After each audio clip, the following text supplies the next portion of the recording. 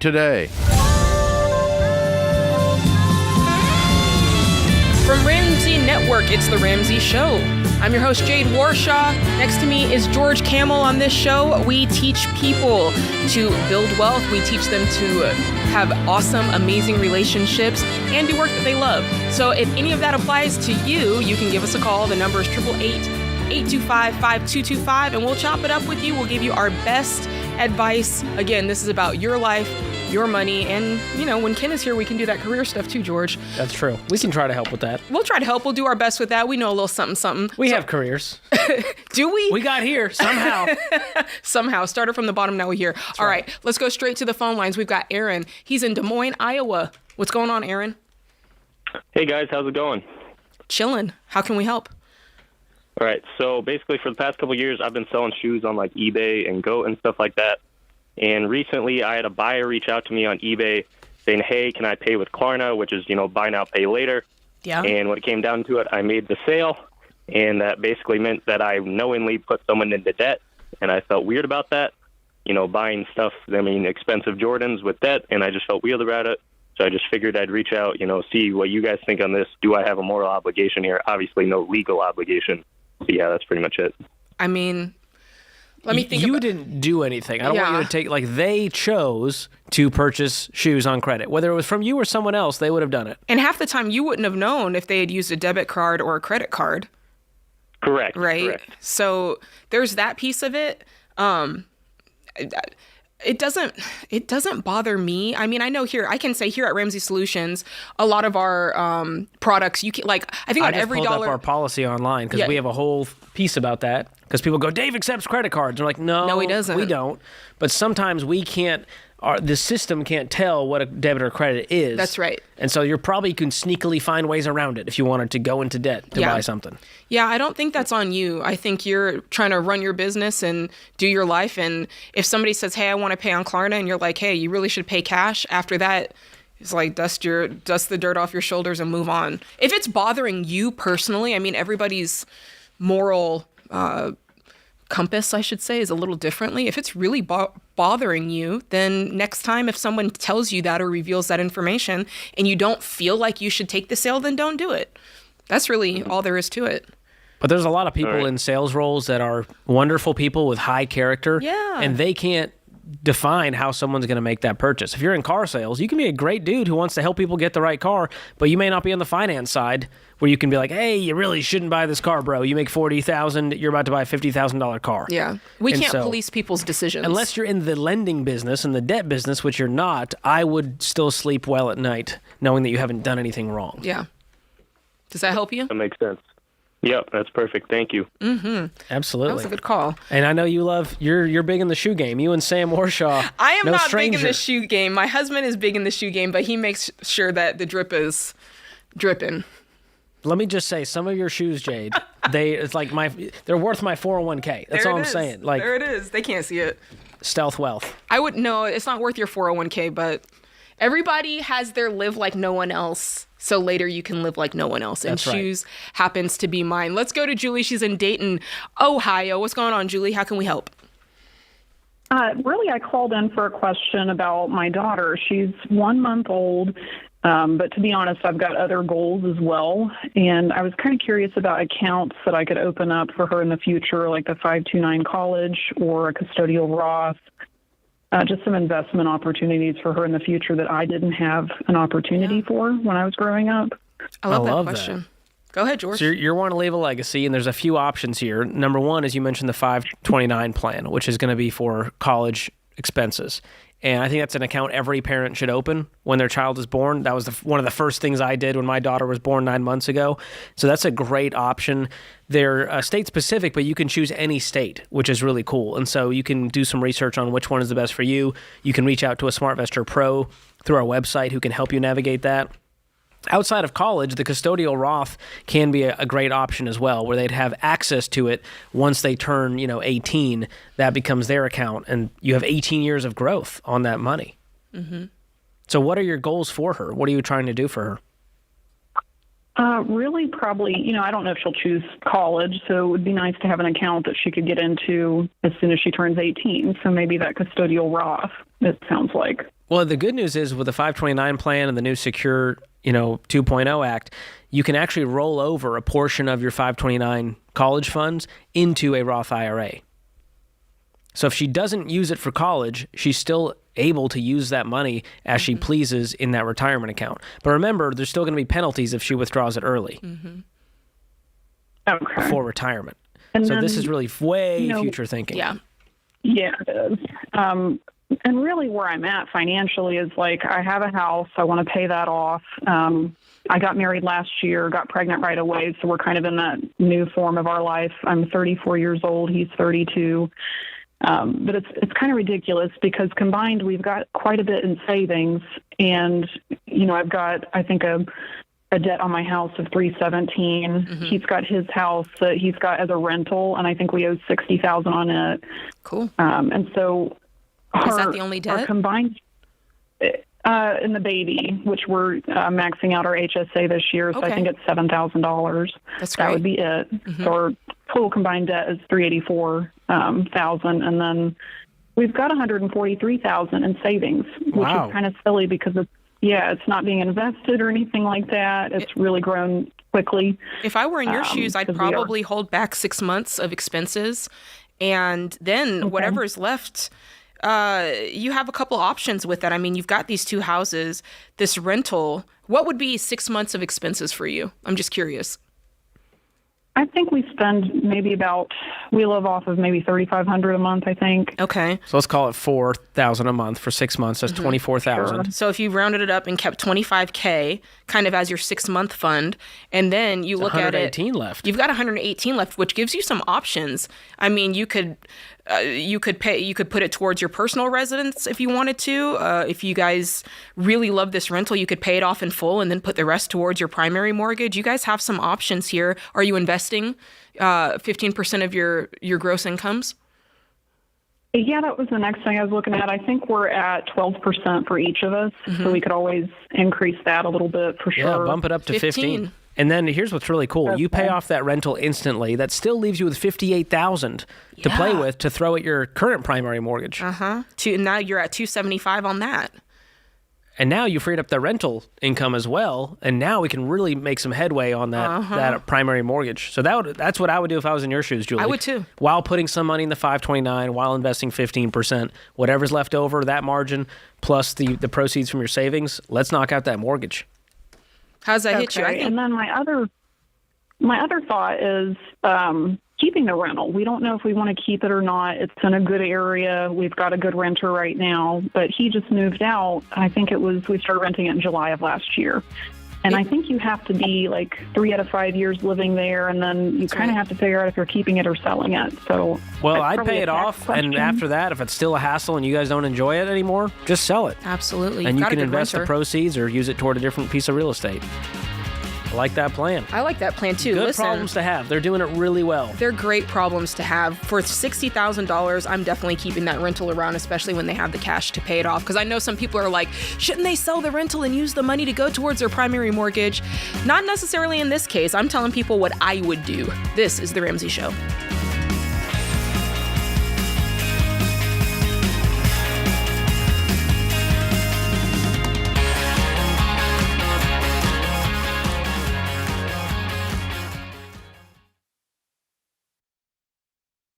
Hey guys, it's Rachel Cruz here to tell you about a faith-based alternative to health insurance that can make healthcare more affordable. Christian Healthcare Ministries. CHM allows members to share each other's healthcare costs, and it's as easy as 1, 2, 3. Step 1, choose the healthcare provider you want. Step 2, submit your eligible bills. And Step 3, get reimbursed. CHM members take care of your eligible medical bills. With no networks and the freedom to choose your healthcare provider, CHM is the best option for Christians who want to take care of their families and help other believers. Find out more at chministries.org/budget.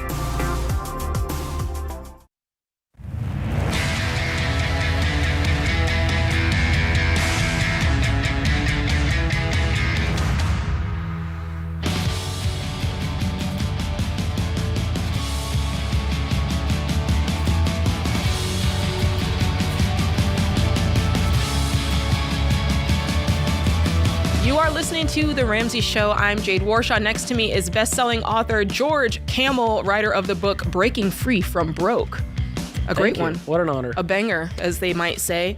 All right, give us a call. The number's 888-825-5225. We'll take calls all afternoon long about your financial situation. But in the meantime, let's talk about these Ramsey trusted pros, George. Selling a house the Ramsey way makes home ownership a blessing instead of a burden. The Ramsey Trusted Program is the only way to find an agent that you can trust to keep you on track with what we teach here at Ramsey and get the best offer on your house or find the right house for you. We send some of the top agents in your area who we trust. You review their stats, you get to interview them, and you get to ultimately decide which one that you want to work with. So this is up to you. We do the vetting on our side, and then you get to choose from all the people that we've vetted, which makes it very, very convenient. Ramsey Trusted agents have years of experience and will help you make wise decisions when it comes to pricing, marketing, and making or choosing the right offer. So find a Ramsey Trusted real estate agent for free at ramseysolutions.com/agent. And George, I can say, our Ramsey trusted agent is amazing. She helped us move here. She helped our friends move. And it's so funny because in the midst of all the crazy things that can go on in the real estate world, like, you know how you want to make an offer on a house, but if you already have a house, it's contingent to sale, right? Yep. And all the other people will do these crazy things like, you should do a bridge loan and you can do this to get into that house. It's great to have someone on your side that knows what we teach, because they're not even going to try it. Like, they won't even bring forward things that they're not going to be like, hey, what if you did a HELOC and you kept they're not going to steer you toward bad financial decisions. That's right. And so that's super duper important, especially if you're navigating something like real estate, especially for the first time. So check that out. You can find a trusted real estate agent for free at ramseysolutions.com/agent. So get into that. All right, let's go to Zachary in Indianapolis, Indiana. What's going on, Zachary? Hi, how are you guys? Doing great. How can we help? So I am just wondering, what is the best way to get into budgeting without getting overwhelmed and giving up? Well, that's great. That's a great question. Are you saying that because it's already happened? Yes, Okay. I've tried 2 times. Both times that I tried, it was a really stressful time period for me and my now wife. And so it was really hard to get both on the same page. But I think now that the waters have kind of died down, we're willing to dive into it head first. And I just don't want the same mistake to happen again. What do you think was causing you to give up? Was it just you were overwhelmed with other things to do and you forgot about it, or? So the first time that it happened that I wanted to get into budgeting, we just had a newborn baby that was born 2 months early. So he was spending a month in the NICU. Got you. And I was really head on about it. Like, I had just discovered you guys like a month prior, and I was on this big kick, and she was just like, yeah, whatever, I'm worried about this right now. Well, you guys are your in like mind a were crisis headed mode. Rightfully so, yeah. Not a great time to start a new financial habit when you're dealing with something scary like that. That's right.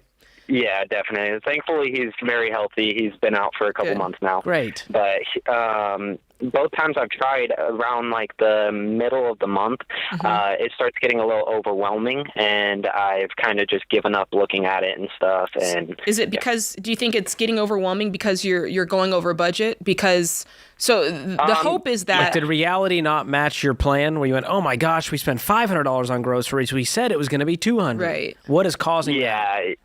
So a lot of it is mainly like when I go to list like all of our expenses and stuff, halfway through the month, there's always stuff that keeps popping up that I didn't think about or something. So it's the unplanned pieces in the budget. And for that, I love to have a miscellaneous line item that's sort of a little catch-all. You don't want it to be for sloppy behavior, but when there's that little thing, it doesn't throw you off the whole plan because you had a random $10, $20, $50 thing happen. Are you using every dollar?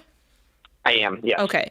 So when it comes to every dollar, George is exactly right. I always tell people with every dollar, one of the 3 keys to staying focused and staying on it is you want the budget to be detailed. That's number 1.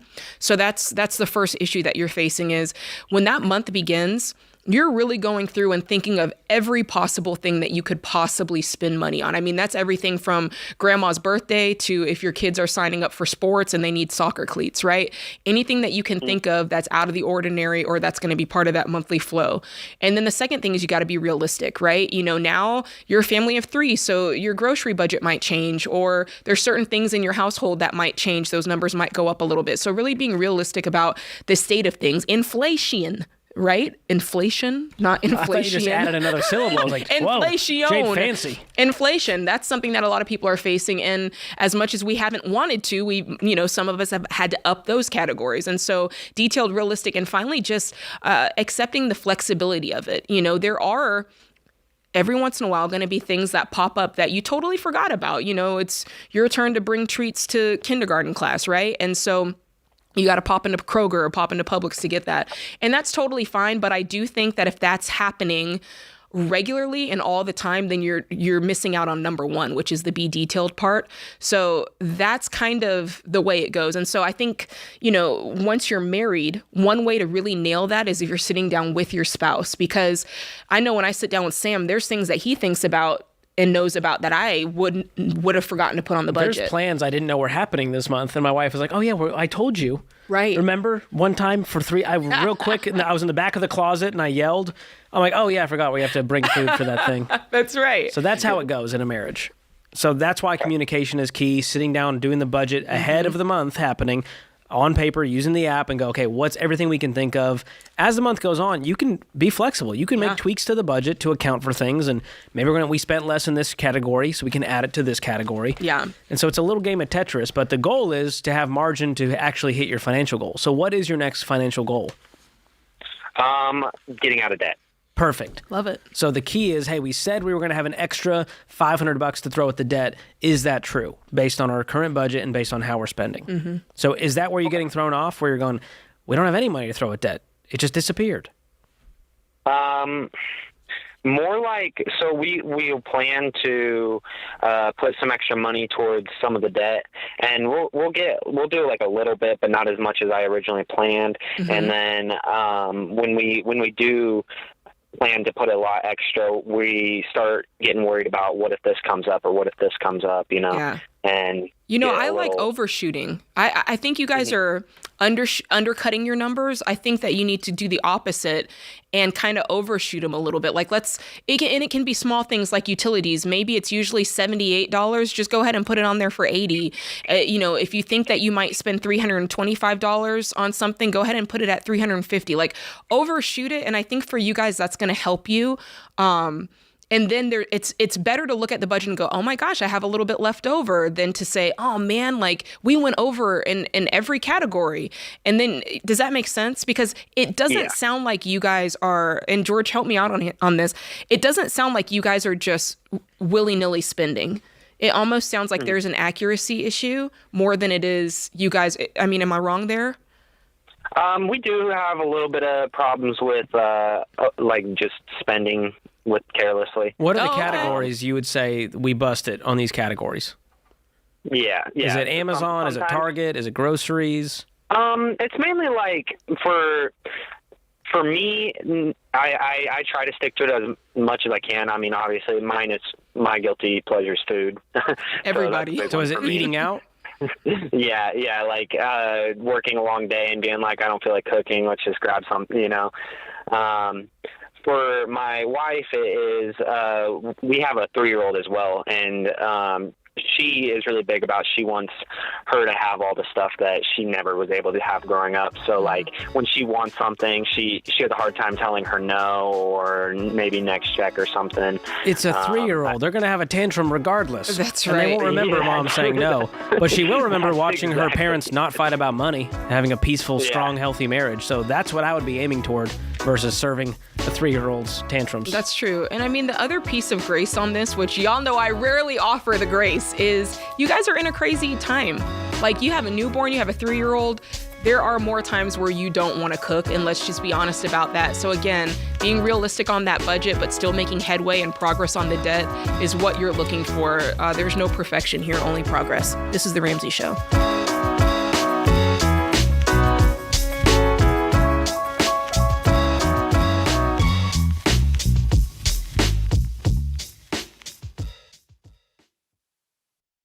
Your home is probably the biggest purchase you'll ever make. And with the real estate market like it is now, you'll need a mortgage company you can trust. That's Churchill Mortgage.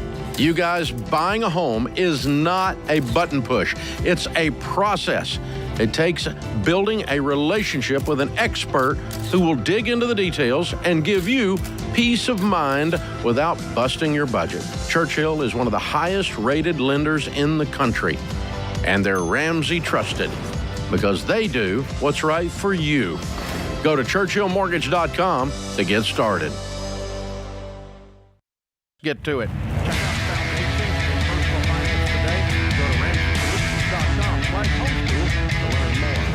RamseySolutions.com/homeschool.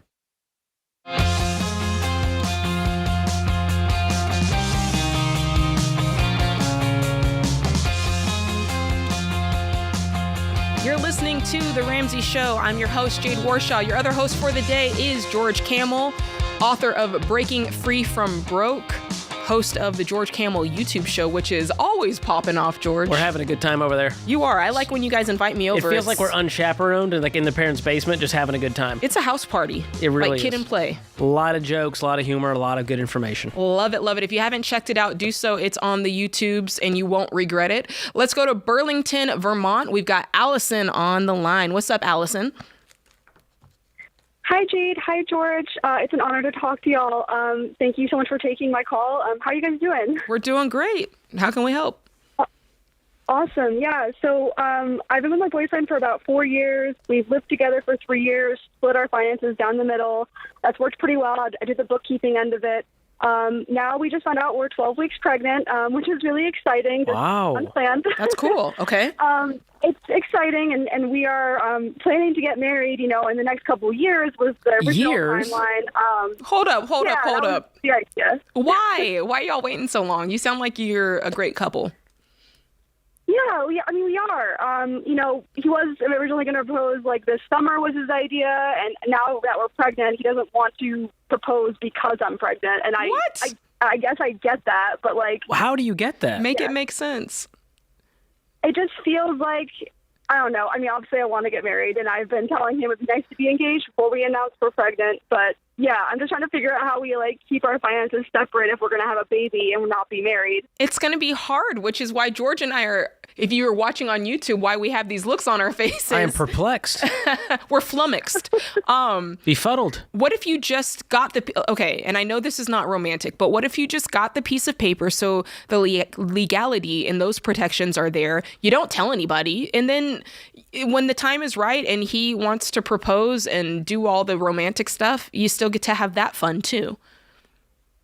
Okay. Yeah, I get that. So we just get married and don't tell anybody, but then we have a baby and everyone thinks we're still separate? Yeah, it's literally a piece of paper. Yeah. I remember when my husband and I were engaged, and you have to go down to the courthouse and have him sign the paper. Once that happened, I was like, wait a second, this is the real deal. That everything else is the party and fun, and nobody even knew when we went and did that. I mean, everybody knows y'all already living together. They're about to know you're having a baby. Heck so yeah. I don't think this marriage certificate is going to really be the thing that shocks them. Fair enough. Can I ask a follow-up question to all this then? Go for it. So if we end up getting married, which I'm really hoping I can convince him or, explain all of this to him, maybe play the episode for him. I've been living debt-free. I've got a good rate 401k. We've got a 6-month emergency fund. Well, I personally have had that saved up. Have an additional $24,000 set aside that I've been saving for a down payment on a home. Nice. Again, I'm debt-free. My boyfriend, however, he doesn't have a lot of savings. We have a combined savings account we've both been contributing to equally. What's in that? He did just get a lease on a truck in March, which I did not love. It's a big amount of money, much? and I was worried when I think it was $55,000 Yikes. altogether. Okay. What does he make? He makes $50,000. Oh my goodness. Wow. Was this before or after you were pregnant? This is before. Okay. Hey, how much is in that savings that you guys said that you had together? And I'm guessing that's separate than from your emergency fund? Correct. Yeah. So the savings we have together is about $13,000 right now. Okay.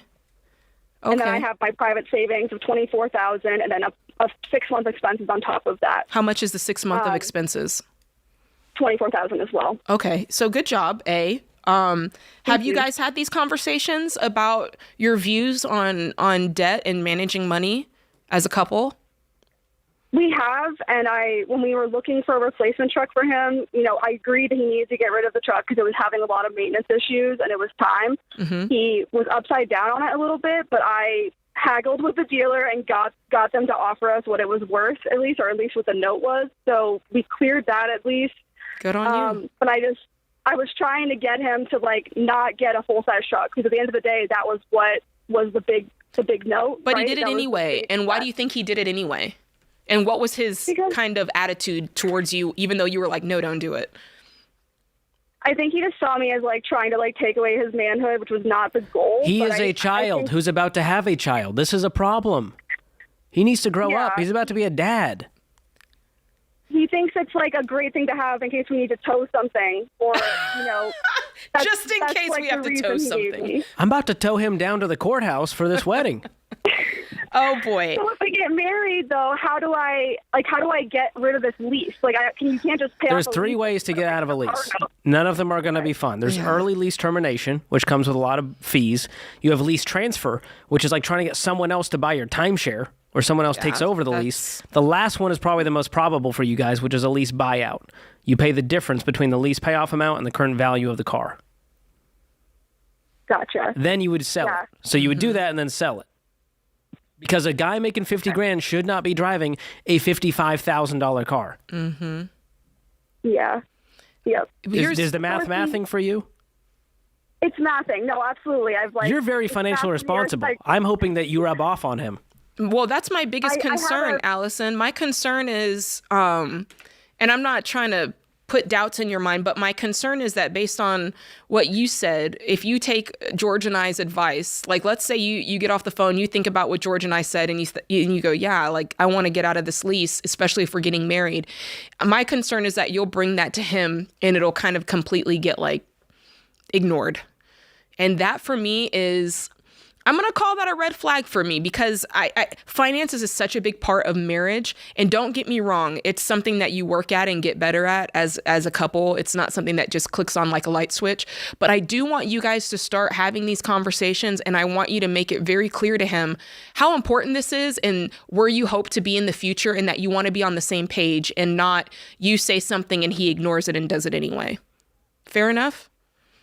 Yeah, absolutely. Yeah, I felt differently about it when we did it because it was his note, but now if we're going to combine finances, it's now different. That's going to be my financial burden. Exactly. And so here's the deal. Yeah. No longer will you guys make decisions where you're both not aligned. If you're not fully in alignment, you both don't agree it's the right move, then it doesn't happen. He doesn't get to veto your vote. Okay. So that's the rule. How old are you two? We're both 28. Okay. Cool. The good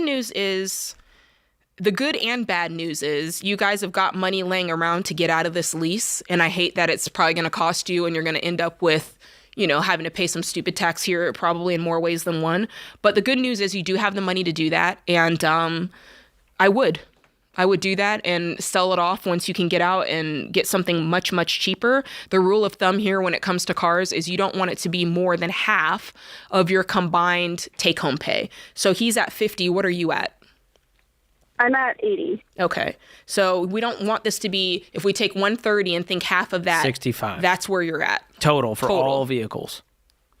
So my truck's only worth $10,000. So if we could technically keep his truck, then if we were married, our combined vehicles are only 65. If you wanted to and pay it off, here's the deal. It's a lease though, but here's the problem. You're about to deplete your 6-month emergency fund and your $24,000 for your down payment fund to reverse his stupid decision. So the question is, do you want to have an emergency fund and a home sooner, or do you want to delay your adult life while trying to take care of a baby because he wanted his twuck? Right? That's the decision you're trying to grapple with here. Also known as a truck. A twuck. Is it a big twuck? It's your big twuck. What color is the truck? Yeah. It's gray. Big gray twuck. A big gray twuck that can tow things. Oh my goodness. Well, Allison, you're super fun. I want to be able to help you guys out. So we're going to give you Financial Peace University for a year, and I want you guys to watch all 9 lessons together, and I want you to have a conversation after each lesson and get aligned on what your future money goals are, and get aligned that debt is not going to be in your future. because your life is too important. This baby's life is too precious to be playing kid games. That's true. And she knows what diligence will do. I mean, she's sitting here. She's got $24K saved. She had $24K starting her down payment. She's debt free. We know that this way works. And in some way, you're going to have to explain this to your future spouse in a way that's not condescending, that's not you looking down on him. But in some way, you're going to have to go, I've been doing this thing and it's really been working for me. So your way hasn't worked as well. So there's some conversations that need to be had, and they won't necessarily be difficult, but they will be worth it. This is The Ramsey Show.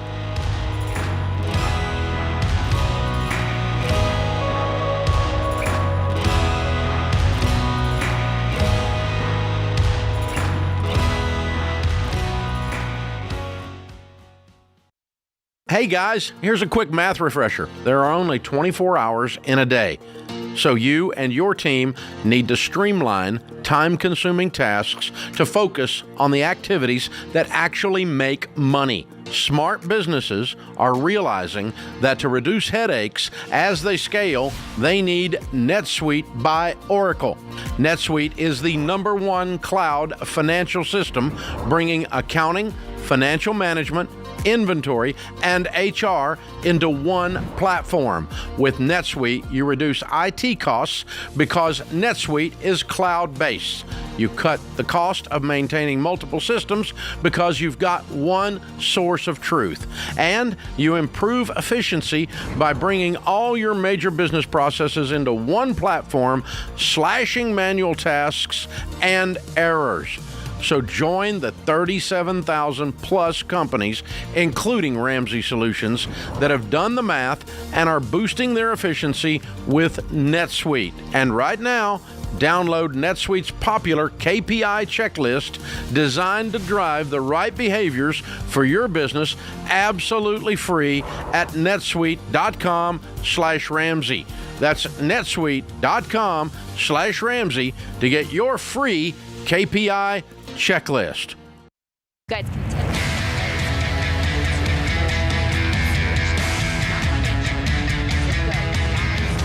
RamseySolutions.com to get your copy of the Contentment Journal.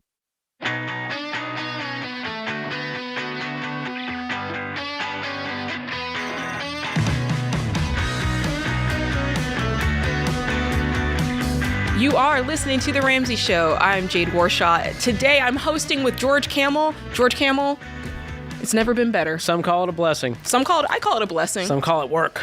It's a little bit of work. But the two of us will be taking your calls all hour long. 888-825-5225 is the number. Give us a call, and we will do our best to give you the best advice on your financial situation, your money, whatever it is that you're going through, your life and money. Give us a call, and we'll hook you up. And can I just say, our advice, while I feel like is the wisest for your financial future, it can sometimes come across harsh. Yeah. And just know that we want the best for you. I have no bias. I want you to live a great life. And I'm just telling you what I would do if I was in your shoes. And a lot of times that means doing really hard things that suck, that are not fun. That's facts. And I think you and I together, because you're kind of a no-nonsense, I'm a no-nonsense. It might be, you call at your own risk is all we're saying. Yeah, I mean, I am very nonsensical. Yeah. But when it comes to the advice I give you, I'm going to tell you the truth as if you were my best friend. Yeah, well, I think part of that, George, I think we're like that because we've walked through so many of the scenarios that people call in and are asking about. And so we're not just talking about it from head or book knowledge. We're talking about it from experience as well. And so there's a love there. We have done and would do what we're telling you to do. That's right. Jade has lived it. She paid off almost $500,000 between her and her husband over 7 years. A lot of sacrifices made. Having roommates while y'all were married. Bro. 10 out of 10 would not recommend. And there's some people who are single who are like, well, I don't want a roommate, Jade. I'm like, you're single. You're a 25-year-old dude. Get a roommate.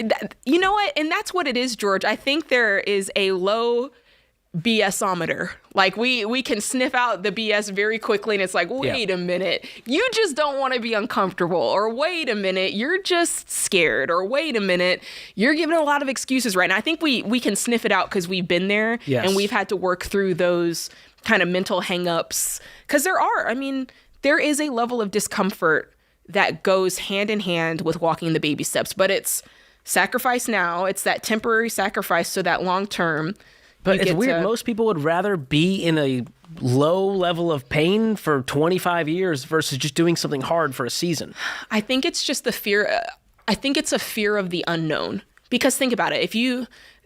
Hopefully this analogy works out. I'm going to go with it. Like if you go to the doctor's office and it turns out that you need a procedure in order to be healthy, right? But you've never had the procedure before. The first thing you think about is what?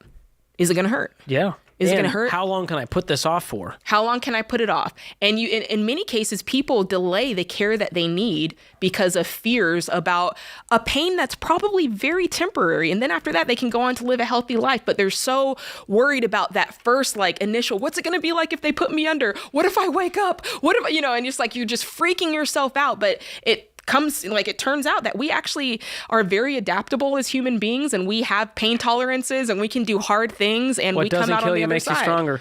What doesn't kill you makes you stronger. Yes, on the harmony. That's what I'm talking about. Not great. I'll work on that. But yeah, I think comfort is the enemy of growth. And Michael Easter wrote a great book called The Comfort Crisis. Yes, George. And I think that's what America's come to. You hear these calls, you're like, how did this person make these crazy decisions? Well, they wanted what felt good in the now. They wanted to be comfortable now. They wanted the lifestyle now instead of delayed gratification, which has now become a virtue. That if you can get there, you're going to have the most wonderful life of abundance and joy and peace. So just wanted to put that filter on. Don't call the show to justify your bad move. Don't try to bounce around ideas. We are telling you this because it's in your best interest, and we have lived it, and we would do the same thing if we were you. That's right. And George just has a snarky personality. I can't help it. It's a defense mechanism. A sarcastic fellow. I'm working through it, guys. All right, Larry. Enter at your own risk. Larry from Lubbock, Texas. What's going on, Larry? Actually, I need some honest opinion. Yes. I am struggling with the idea of staying at my current job, which would mean most likely taking over the foreman position from my current boss, or going back to my old job that has better benefits, better pay, but has proven to not respect their employees. Oh. Why would you ever go back to that? No amount of money is worth that. You're right, but who cares about a 401k match if there's a soul tax to be paid? Every day you walk in there, you sit in your car going, oh, here we go. Were you the foreman at the old job? No, I was just a heavy equipment operator. Why is it that becoming foreman at your current job is not giving you a pay increase? No, becoming foreman at my current job would probably give me a pay increase, but it would probably only give me about as much as I would be making going back to my old job, which is I work for the county. I do road construction. Okay, so foreman gives you the same pay as the old job. So tell me now, why would you not take it? What's the benefit in going back to the old job is what I'm saying. Well, it would require me taking the job from a guy that, I kind of respect, but he's in way over his head, and he's causing a lot of damage to this county, and he doesn't even realize it. At the old job? No, at the new job. At the new job. Okay. Oh. So you're not... I didn't realize that. So it's not you're being offered this. You're kind of... Is this you stepping up and kind of saying this guy doesn't know what he's doing? Yeah. Is that what's happening? Yeah, this would require me stepping up and talking to basically the commissioner and saying, I can improve this place, but you have to give me the helm. A revolution. Okay. Well, what's wrong with just having that conversation and seeing what happens? Nothing's necessarily wrong with it, but I don't really want to stir the pot if he's just going to kind of keep in the blind and keep with the current pace of things. That would still require me morally to find somewhere else to go. Okay, so he's the foreman, you're at your job. Who's between you guys that you go to? Nobody. And since I've gotten here, it's been obvious. He's come to me with every project, every road that we work on. It's very obvious that he doesn't have the knowledge, and he's relying on me. So he's out of his depth. And I'm tired of doing his job and not getting the pay for it. So you're getting resentful. You don't like the old job. It sounds like you're between a rock and a hard place here. Mm-hmm. You don't really want to do either of these things. I mean, no, my overall is to not do either of these things. So My what is your overall goal? to- If I snap my fingers, what would be true? Would you have a totally different job? No, I'd still be doing this, but my own company Oh, in private. so what would that look like? Tell us realistic steps that... Can you go work for another private company and learn the ropes? I mean, yes, and that's kind of what I'm doing here, but the reason why I chose these is because it gives me the time off to be able to spend with my family. Excuse me, it's been hard for me. It gives me time to be able to spend with my family after a hard divorce and trying to just start over. I think that plays into your decision. It's a bigger decision than just pay or a boss. You got to think about what needs to be true 5 years from now to where this is a sustainable life. I enjoy what I do. My family's taken care of. Our goals are being met. And that might mean I could do that at either of these jobs. This is more of just I want to move up from here. I think that you're limiting your options between this job or that job, the old job or the current job, when there's a whole world. You're in construction, right? Yeah. Yes. Okay, there's a whole world Are there more than 2 construction companies in the area? Yes, but like I was about to say, most of the construction or contracting crews around here, they require that you work 7 days, 6-7 days a week. You're working 12 hours a day, and okay, I see. Time with my family is really important to me. So there's a sacrifice to be made there where you may not be able to do that kind of work if this is a priority for you to be working, 45, 50 hours a week instead of 70. Suppose you treated that like a short-term deal and said, I'm going to go and work for one of these companies. It's short-term because ultimately you're going out on your own and then you're going to start your own client base. I think if we look at this and realize nothing here is for life and nothing is long-term, then you can choose the right setup to get you where you're wanting to go quicker, so you can kind of pull the boat close to the dock and make that leap into kind of being your own man on this. And I think it's very possible you're just going to have to zone into one of those options. This is The Ramsey Show.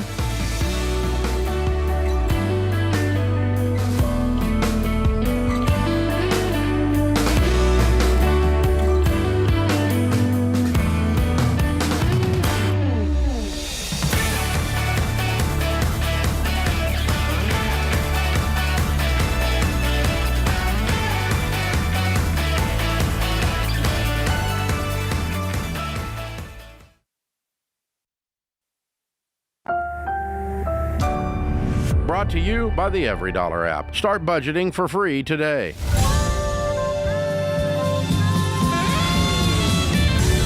From the Ramsey Network, this is The Ramsey Show. I'm Jade Warshaw, joined by George Campbell. We're going to be your hosts for this hour. We're going to take your calls about your life and your money. If you want to talk to us, give us a call. The number is 888-825-5225, and we will take your question.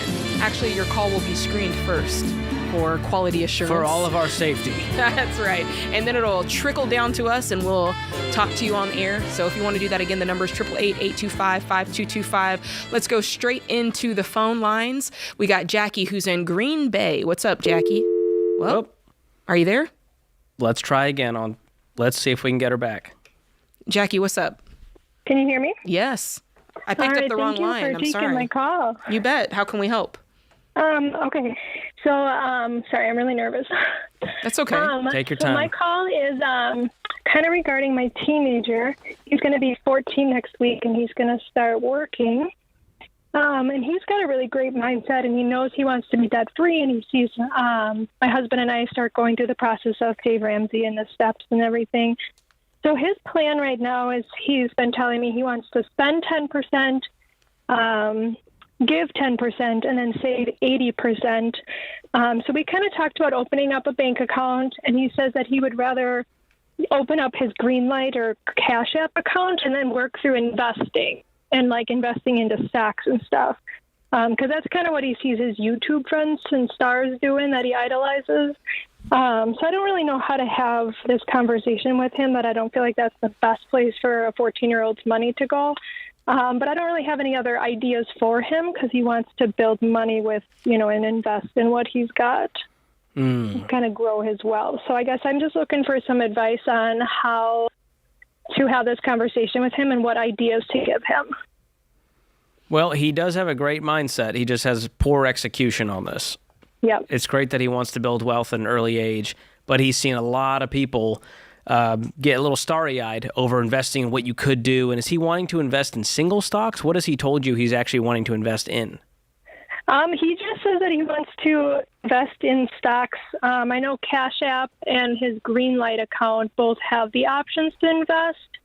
Greenlight, you have to do it through a parent, but you have to pay a monthly subscription to then invest in it, which just seems strange to me. Well, that's the part that I wanted to highlight is, I mean, at 14, he can't invest in stocks on his own. You have to be there to say yes to that. So at the basis, it's just you saying, no, we're not going to do that.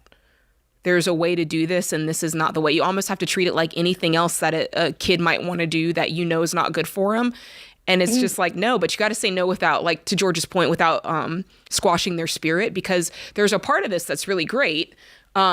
And I think that you have to find a way to nourish the good part of it, which is like, yeah, there is something to be said about investing. You want to make good financial choices for the future. And I think this is the opportunity for you to teach that. I don't think that this should be viewed negatively. Let's view it as a time to say, yes, investing is so awesome. Here's the way to do that. And here's the steps we're going to take. And here's what that looks like. And you guys have the ability to step in and be the authority on that, as opposed to the TikTok bros. And the way I would do that is I would set up a custodial Roth IRA. If he's excited about that, it's something you would manage until he's an adult, 18 or 21, depending on what the law is in Wisconsin. And that at least allows a buffer for him to avoid making terrible mistakes, which I don't know if you've opened up an app. They're not exactly wonderful for good decisions. They are designed to take your money, not make you money. So you did. And so that's what I cover this in my book, Breaking Free from Broke, in the Investment Traps chapter. Would he read my book if I sent it to you? Yeah, he would. Okay, if you said this is a prerequisite for you investing, you're going to read this book and you're going to write me a little book report on what you learned about wealth and investing. A book report, George? That's what I'm... Hey, You've done that before. book report is where it's at. You got to make sure they retain the knowledge. Okay, I'm so learning. If you hang on the line after we're done, I'll send you that book. But I wrote it with the younger generation in mind to help them avoid some of these traps that we're seeing on social media that make it look so easy. Because here's the problem, Jackie. I'm out there on YouTube. I'm trying to do the dang thing, trying to help people build wealth. But nobody likes my advice when I'm like, hey, if you invest consistently for 30 years, you'll become a multimillionaire. He probably wants to make money now. That's what it is. Because he has the attention span of a gnat. He's been watching Coco Melon.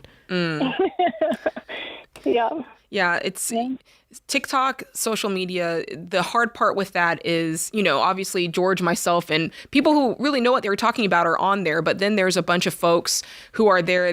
Maybe they personally had a good experience, and so they teach it like it's Bible. And so really even helping him navigate that social media landscape and how to pick and choose who you're following and who you're listening to. It can't just be some guy in their basement. It's got to be someone who's got a track record, who's got like reputable content behind them. And even those moments are, I think, a really good teaching moment for this moving forward, not just the money, but the social media side of it all.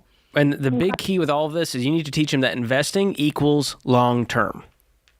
Otherwise, it's betting. If you're trying to make money quickly in 1-2 years, or even a day if you're a day trader, that's dangerous. And there's a lot of people who have lost their butts on that, and there's all kinds of stories on the internet.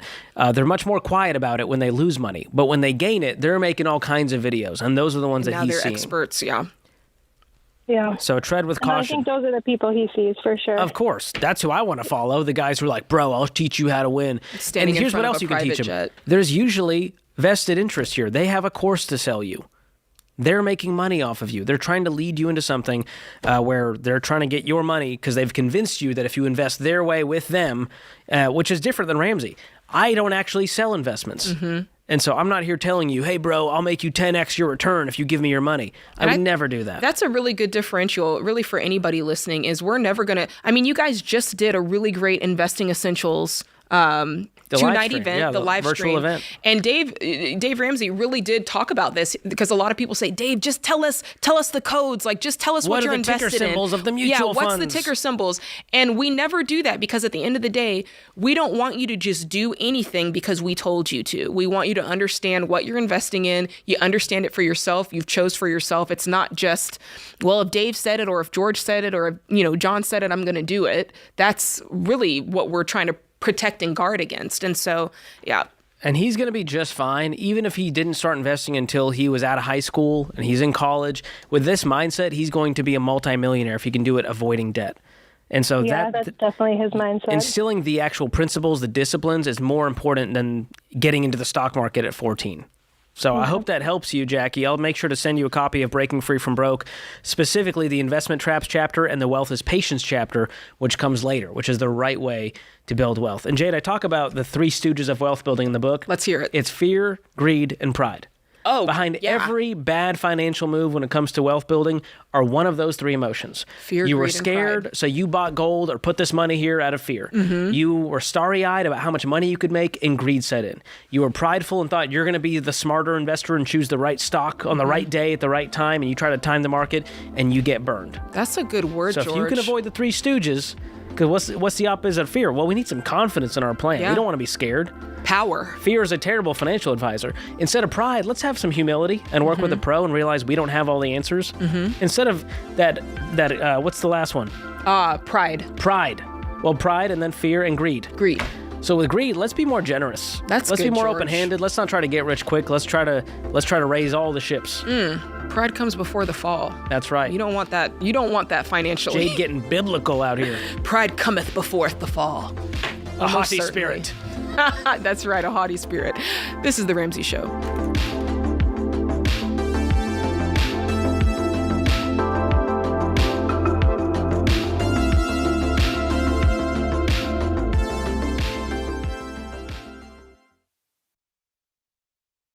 You've been gazelle intense, you've eaten more beans and rice than you knew existed, and now you're ready to make your biggest investment better. Blinds.com is a great way to dress up a room or your entire home. Whether you're comfortable with do-it-yourself projects or you don't even know what a Phillips head screwdriver is, well, trust Blinds.com to take care of you like Ramsey would. You can do the measuring and installation yourself, or you can let Blinds.com's professionals handle everything for you. Blinds.com offers a completely hassle-free experience. Count on them to deliver stylish window treatments from premium brands without the premium markup. You'll never have to deal with pushy salespeople in your home just to get a quote. But you can count on free shipping, free samples, and a 100% satisfaction guarantee so that you can rest easy. That's why we've recommended Blinds.com for over 10 years. Get 40% off site-wide for a limited time at Blinds.com. That's Blinds.com. Rules and restrictions may apply.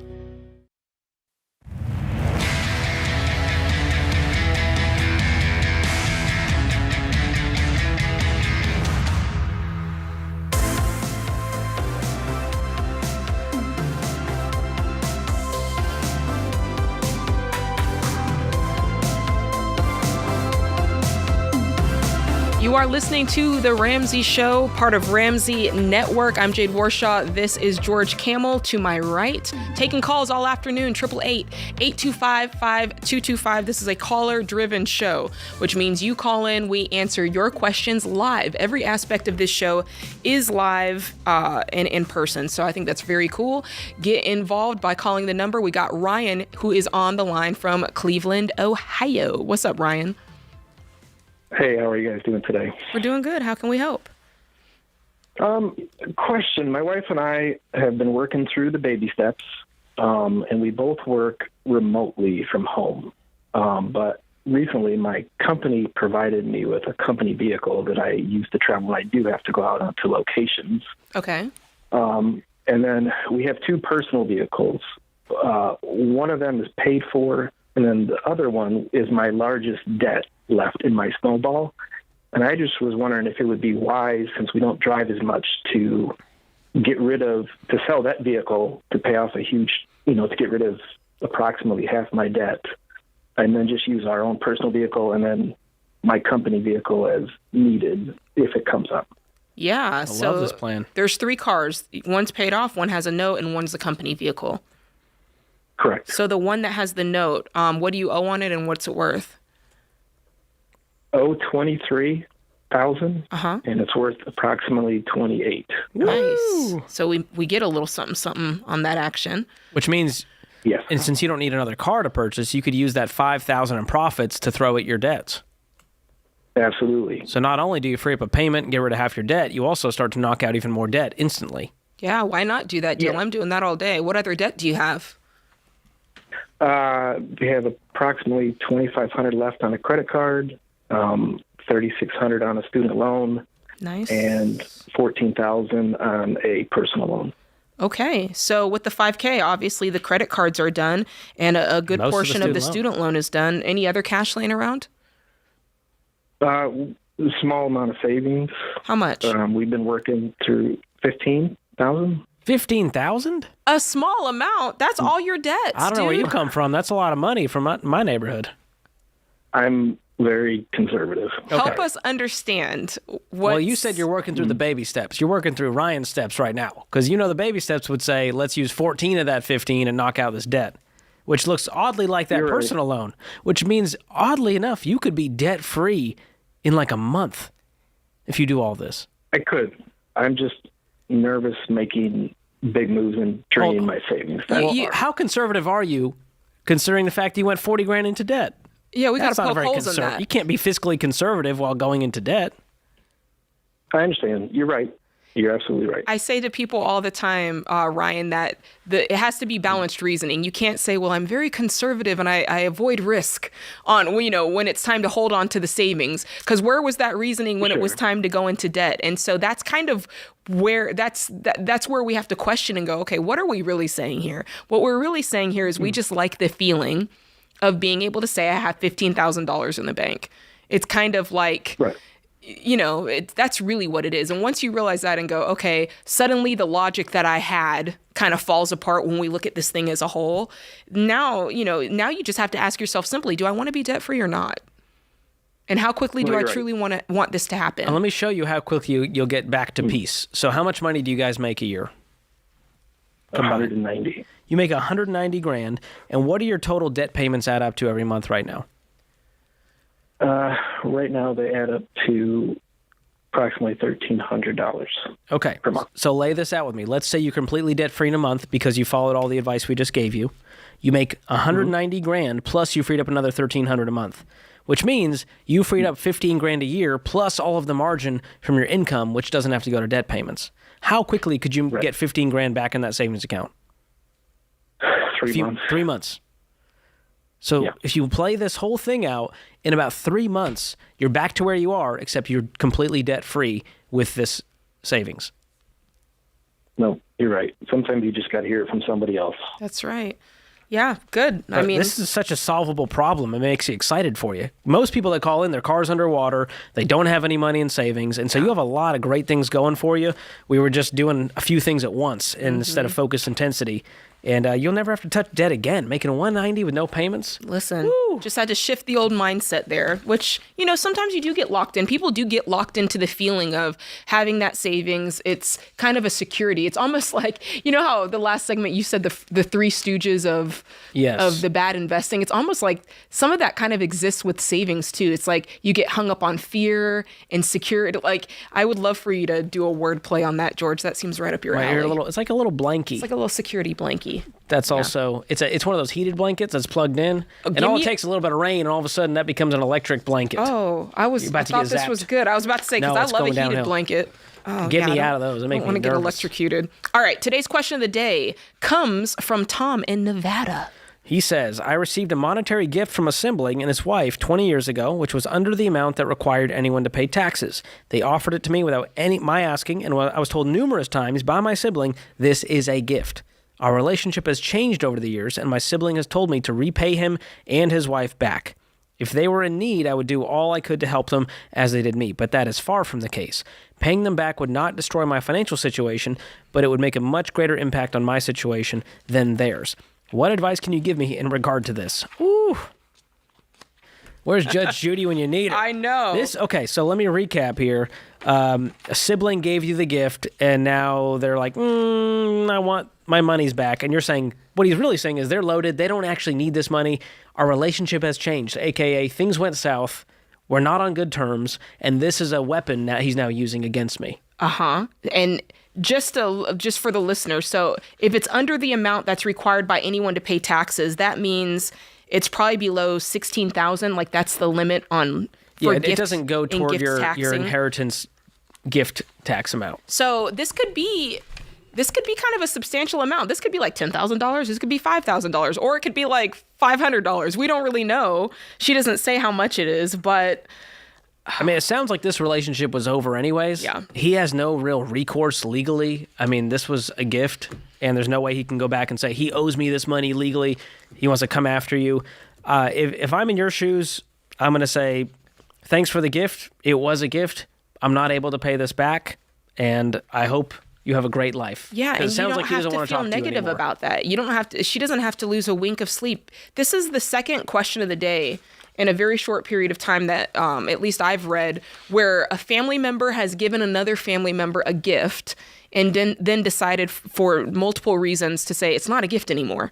And that's just... Well, they use it to hold it over your head later in life. But then it's not a gift. No. And so if you're on the receiving end, let's talk about it from this point of view, George. If you're on the receiving end of someone who wants to give you a gift, you do need to not get all starry-eyed and get all like, yes, or I needed this money, or great. You really do need to kind of think about if you want to accept the gift, because you don't have to. There's a part of that that you can go... is this the type of person who might hold it over my head later? Is this the type of person who might want something in return, even though they say it's a gift? Is this the type of person who might, make me feel some type of way, or make it seem like I owe them? So there is a bit of vetting that the receivee should do on the front end before they become the receiver. Yeah. And I love the quote, choose guilt over resentment. And right now, I think what's going to happen is one of two things. Either he gives the money back, and then Tom here is resentful that he had to give this money back, already ruined the relationship, or he doesn't, and instead he feels a little bit guilty about it. Like that. Versus resentful, which is a little more, that's a poison you drink. Yeah, I can get over some guilt.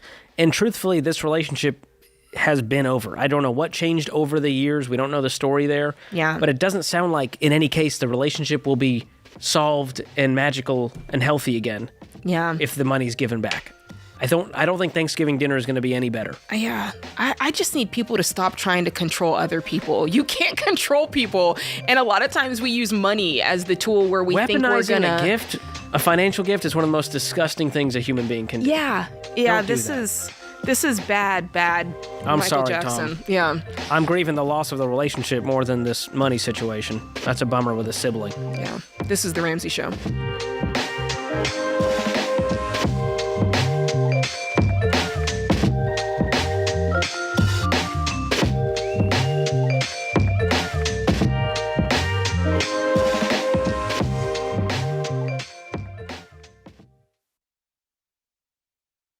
I've been doing this show for over 30 years, and some of the saddest calls I've taken are from situations that are completely preventable.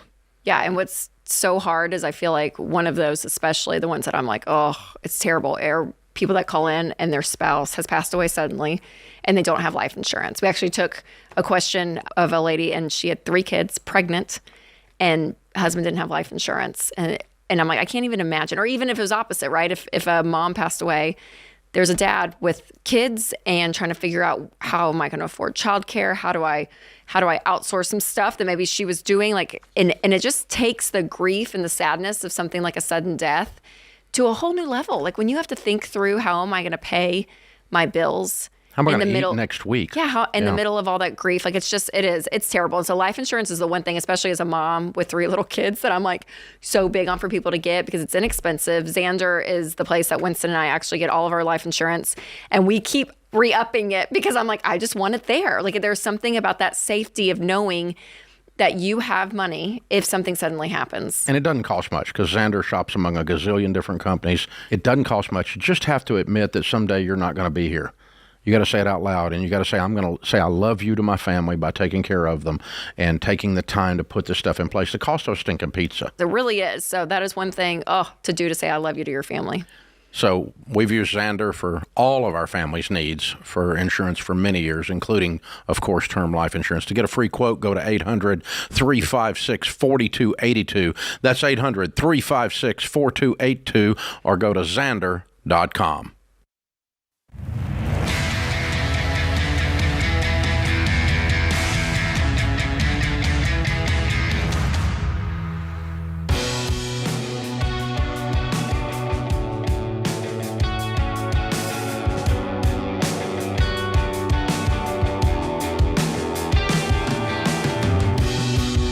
What's going on, everybody? You're listening to The Ramsey Show. Hey, we're glad you're here. I'm Jade Warshaw. Next to me is George Camel, and we are taking your calls.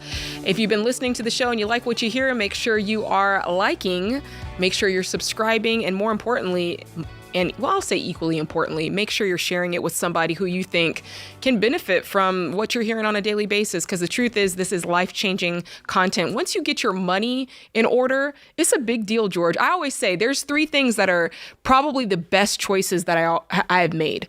Number 1, choosing to follow Jesus Christ. That goes without saying. That's number 1. Number 2, marrying the right person. Sam Warshaw, shout out, best choice I ever made. And number 3, choosing a financial path that allows me to pay off debt, allowed our family to be on good financial footing. Those are top 3 for me. Like, money follows you everywhere. Like, you can't avoid it. So I really place it up high. And so the content that you're hearing on shows like The Ramsey Show, if you listen to George Camel, on YouTube, if you listen to Smart Money Happy Hour, the Dr. John Deloney Show, Ken Coleman, all of that content, man, it is so, so important. So if it has changed your life in any way, pass it on, pay it forward, share the show. It's completely free, and you can choose to change somebody else's life by doing so. So, off my soapbox. If you want to give us a call, the number is 888-825-5225, and we'll chop it up with you. We got Kayla, Las Vegas, my favorite city. What's going on, Kayla? How's it going? Going well. What's going on in Las Vegas? Thanks for taking my call. Yeah. Yeah, very hot. And we're struggling out here. Oh, man. Tell us about it. Yeah, so just kind of long story short, essentially, we're in a really, drowning in debt. We've got about $50,000 in credit card debt, which we were getting ourselves out of, and then eventually it just turned into couldn't get ourselves out anymore, and then living off credit card, trying to put food on the table for our babies, and then about $60,000 in student loans. We're in a hole with our 2 of our Jeeps. We're just one is a $900 payment, one's a $400 payment. What's the full amount of the first Jeep? $40,000 on that, and it's worth about $31,000. Yikes. So okay. we were in a bad car position, and that was what they were willing to swap us out for, and essentially just really bad situation. I'm a stay-at-home mom. My husband's a teacher. I'm going back to work in August to be a teacher, but we wanted to move out of state, and we were almost to the point of wanting to just sell our house and take all our equity and put it into paying off all the debt. Well, let's look at it. Feel like, yeah. So Jeep number 1 is $40,000, but it's worth $31,000. What about Jeep number 2?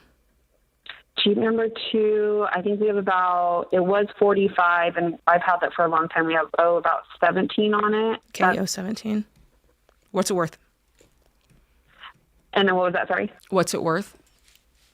I think that one's only worth about maybe $15,000 we got. Okay, so that's not as bad upside down. Yeah. Then you said, so it's credit card, student loans, 2 Jeeps. Then tell us about your mortgage. So our mortgage, that was the other problem. We moved about 2 years ago into this house, and thought we were going to be at one interest rate, and then right before we closed, interest rates went up, and we're at a $3,200 mortgage. And so what's your take-home pay? Since then, my husband makes $90,000. He makes about $5,500, $400 a month. Oh boy, that's where the problem is. A big problem. Yeah, and so then last summer we literally were to a point we were going to buy Costco groceries, and then next day we'd have to go return our food because we had to pay bills. And so we turned to like a debt relief program. And I feel like ever since then, it's gotten even double worse because now our credit is so bad and we can't do anything. Oh. So it's like we don't see a light at the end of the tunnel. You're in a hard spot right now. There's always light though, and there's always hope. So I don't want you to think that all hope is gone, because it's not. It's just going to take some time and a little bit of pain possibly and some discomfort to get out of this. But I promise it'll be worth it. So looking at all of this, tell us about your income. So with the $5,400 a month he makes right now, when I go back in August, I was staying at home because what we would pay in child care it wouldn't have made sense. But now with the pay raise we'll be getting as teachers, I'll be making about $70, and then we'll be spending about half my check towards child care. So I'll be taking home a little extra. How much do you think? Probably about $2,000. Okay, so that brings us up to 70 in a month. Okay, so that brings us up to $7,400, which helps this mortgage look a little better. It helps give us some margin to pay off the debt. Because right now, what are your total credit card payments? We put a lot of them in a program, and then now ever since we've learned, So but I mean, one of them we're being, I don't even know if I'm allowed to say the word, but sued for it. So we just don't know what to do. Do we pull them all out of the program? Well, they're not all in the program, just half of them are.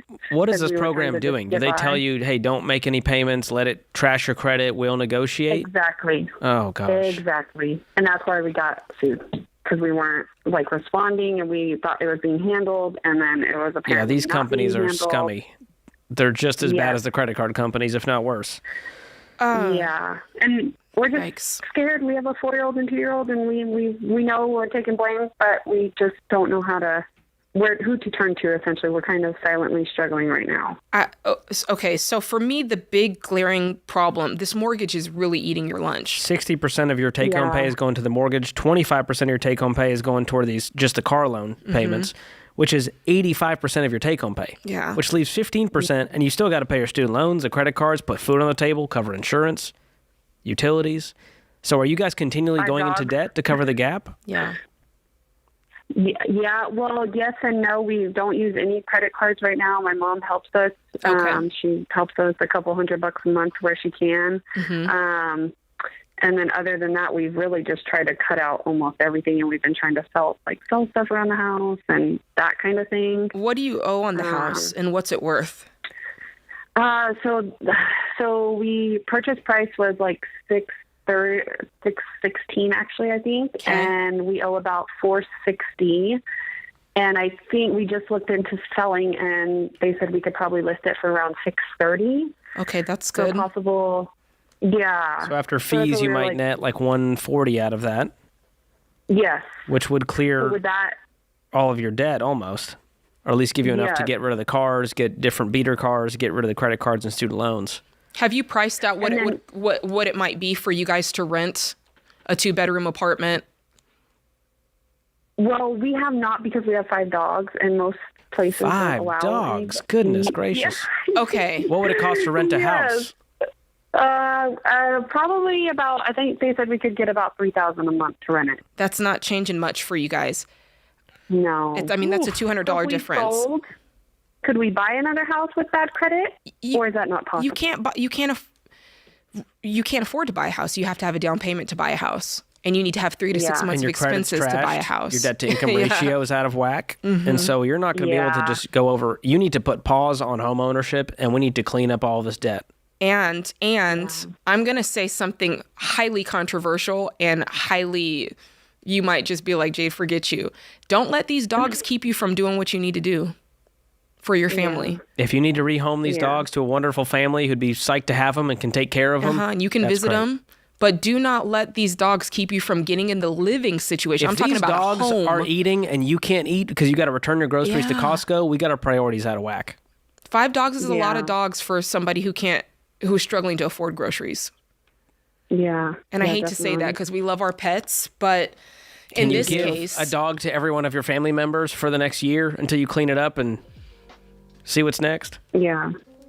So we have about $10,000 in savings. Should we put those towards all credit cards? It helps. Well, it's almost the amount you're underwater on the cars, which could get you out of the car. So I might just save up until I can buy a beater car, use that money, savings plus that new savings amount, and get out of this car situation. That's which good. Would free up payments. Yeah, that'll give you a little breathing room there, but not much. That right there is excellent, but it doesn't take the place of the living situation, I which think we is still got to get rid of this A1. house. Yeah, Ugh. unfortunately. So sorry, Kayla. This is tough. No matter what's next, it's not going to be fun, but I want to get you to peace fast as possible. This is The Ramsey Show.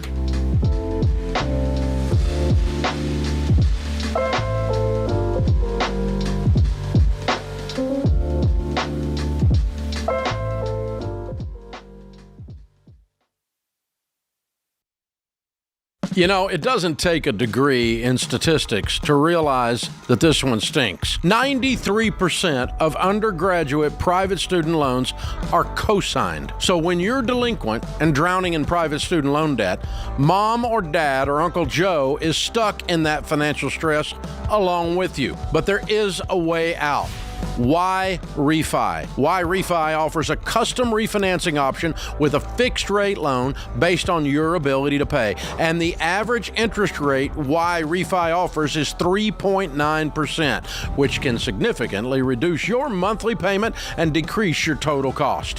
Why Refi refinances your defaulted private student loans that other places won't touch. And I trust them to help you get out of debt. So don't be another statistic in the student loan swamp. Contact Why Refi at 844-2-RAMSEY or go to whyrefi.com/Ramsey. That's 844-2-RAMSEY or the letter Y, then REFY.com/Ramsey.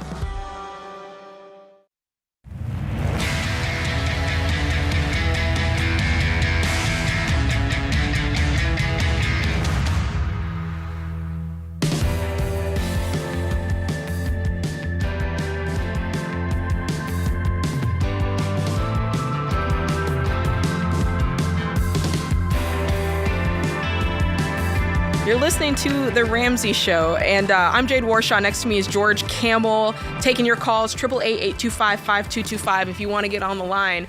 George, the housing market, the way things have been has got people feeling some type of way. It do be like that. And I feel like we've moved, and don't get me wrong, it's crazy out there. It's truly bananas, no matter where you are in the country. And I think it's taken people to a new level of desperation that we're seeing. It's like, I gotta get a house.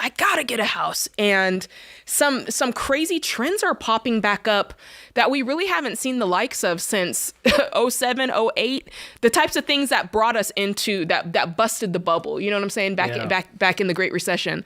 And we say the word house poor a lot on the show.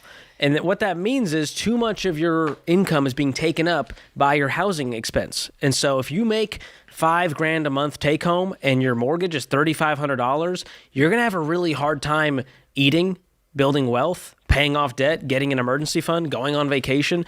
And that's why we tell people, hey, 25% is the limit. Yeah. Now, what that means is sacrifices must be made. We can't live in this area. Mm-hmm. We have to get a condo instead of a single family home. We have to get a roommate or two.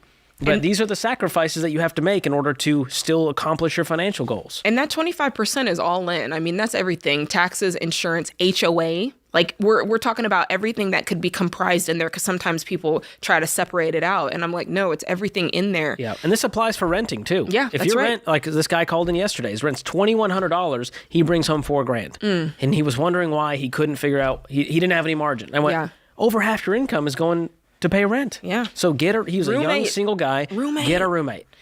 Anyways, get a roommate. Let's talk about the scariest latest trend in the mortgage world. Ooh, zero down payment mortgages return. The return of the zero down payment mortgage amid high housing costs. George, I wanted to jump out of my skin when I saw this. Here it is. United Wholesale Mortgage, it's UWM, it's like a billionaire. There's a billionaire at the helm of this company, and so he's launched a new 0% down mortgage program. And I'm going to read this as it is, but just know, I don't think that this is good, but they make it sound good. This program allows qualified buyers to finance 97% of their home's value with a first mortgage. The remaining 3%, up to $15,000, is covered by a secondary mortgage. So you're starting out with 2 mortgages that carry no interest, but, and this is a big old booty, must be repaid in full when the home is sold. The mortgage is paid off. Or the mortgage is paid off. Or you refinance. You refinance. That's a lot. That's some handcuffs, right? This is a tiny prison that you are paying to live in. That's what's happening here. So here's an example. Purchasing a home at $300,000 would entail a $9,000 no-interest loan for your down payment. To qualify for the maximum $15,000, your house would be $500,000. So the maximum you could get is $15,000, which means the maximum home price would be $500,000. But can we just talk about the big elephant in the room, which is you want to get a $500,000 mortgage. Do you really think you should be getting a $500,000 mortgage if you can't put up any cash for a down payment? Most people doing these are broke, which means they have no savings, they have no emergency fund. One emergency pops up, they're going further into debt on credit cards and trying to keep up with a massive mortgage. Yeah, massive. And I'm just, this is steps away. I don't even think it's steps away. I think it is a catfish of a subprime mortgage. The only difference here is that you do have to have a 700 credit score or higher. So, there's that. And there's a threshold, if you earn up to 80% of the area's median income, that you could qualify with a lower score of 620. 620 or higher.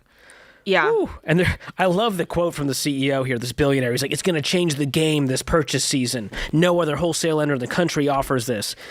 This is the equivalent of saying, hey, what a blessing it is to get a 0% car loan that you overpaid for. So let someone who makes $40,000 buy a $60,000 car.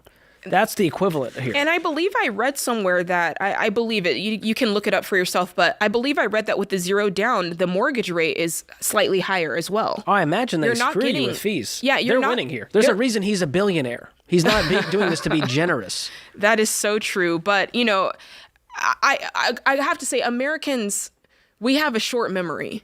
We really do. We come upon hard times. When it was 2007, 2008, it was like, I've learned my lesson, and everybody kind of learned their lesson. And then we acted stupid just a few short years later. And then COVID happened. And it's like, I'm drawing a line in the sand. And then, the COVID money started coming and we started acting stupid again. And now here we are again.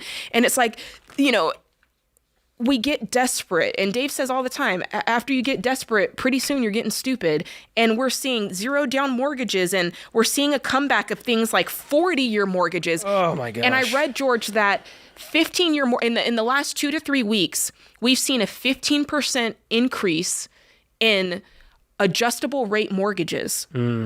As a way for people to get in and be like, I'm going to lock in this rate for 5 years. And then at the right time, it's like on the one hand, you're making a very short-sighted choice because you're saying, I'm going to get an adjustable rate mortgage and I'll refinance later. But then you're also trying to predict the future by saying that you'll have the ability to refinance at a lower rate and the market will be exactly what you want it to be.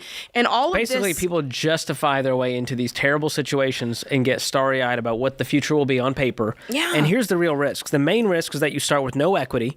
Since you're not putting any money down, you're 100% financing this, which means you're probably going to be underwater on your home if the market changes at all. 100%. It's a scary place to be. Another issue, if you need to sell quickly due to unforeseen circumstances, which happens, in that case, you still need to repay the second mortgage. You owe it all in full at once. Even if you're underwater and don't have the money. Which means you're coming out of pocket or you're coming out into more debt to do it. Whew, that's scary. And if you want to refinance, well, you need to have the funds because you got to cover that $15,000 you borrowed. Yeah, you can't even refinance. So let's say you jump into this mortgage and let's say rates do go down. Let's say in the next, we can't predict this, but let's say by January, we go into a new year, new election cycle, election cycle's over. And let's say interest rates go down, but you've already gotten nice and cushy in this 0 down mortgage and you can't even refinance because you have to come $10,000 out of pocket to do it or $13,000 out of pocket to do it. And you can't. Now you're stuck. Like, these are the things that it bothers me. It makes my heart hurt. It makes me turn into a little curmudgeon. I'm just like, why? You were why, already America? a curmudgeon. I was already there. This is not helping anything. So please do not fall for these mortgage traps. If you listen to the show, I pray that you are smarter. than falling for traps like this. Yeah. Back when this stuff that was prey popular. on people. Back when this stuff was popular, George, 07, 08, back when ARMs were popular, back when most of those, I read a stat that said 1 out of 8 ended in foreclosure because people who couldn't afford something were just trying to hustle and get in line to afford something they couldn't afford. Meanwhile, what's the harm in renting? Can we talk about that? Like, what's the harm in you just going, listen, well, I'm not building equity, Jade. I'm throwing money away every month. Are you, or are you just buying time to where you can afford something and actually have it with peace? George, I tell the story, I'll tell it again because somebody probably hasn't heard it. My husband and I, we rented for 11 years. 11. And for one of those years, the year that goes down in infamy, we had roommates. And so, as a married couple. And, I don't take it back. It gave us time to pay off our debt. It gave us time to save up our 3 to 6 months. It gave us time to save up a down payment. We saved up a little bit of extra money because the house that we moved into needed some work, needed a lot of work. And we were able to do a little bit of it to move in. But it's worth the time to do things right. Baby, you can do it. Take your time. Do it right. Do you know that song? That. I wish I said I could. It's a lyric. I'm not as hip as you. I think it's chic. But anyway, take your time and do it right. That's all I'm saying. That's good. Yeah, and it's hard to go, I got to wait to buy a house. I know home ownership is an amazing goal. It's an amazing dream to have. But this American dream that we're going to own a home one day, it's become a nightmare for so many families that fall for traps like this. It is. And you can hear it almost every call. They go, our mortgage is 50, 60% of our take-home pay, and we can't breathe, and now we're considering selling our house. Oh, Don't that's let even that worse. be you. That's even worse. You think about how emotionally invested you are when you buy a house. Then you have to turn around and sell it. That's why. Debt. Wait until you're debt-free. Wait until you have the emergency fund. Wait until you have a solid down payment so this house is a blessing, not a burden. Ugh. Hope this helps somebody make the right decision. This is The Ramsey Show.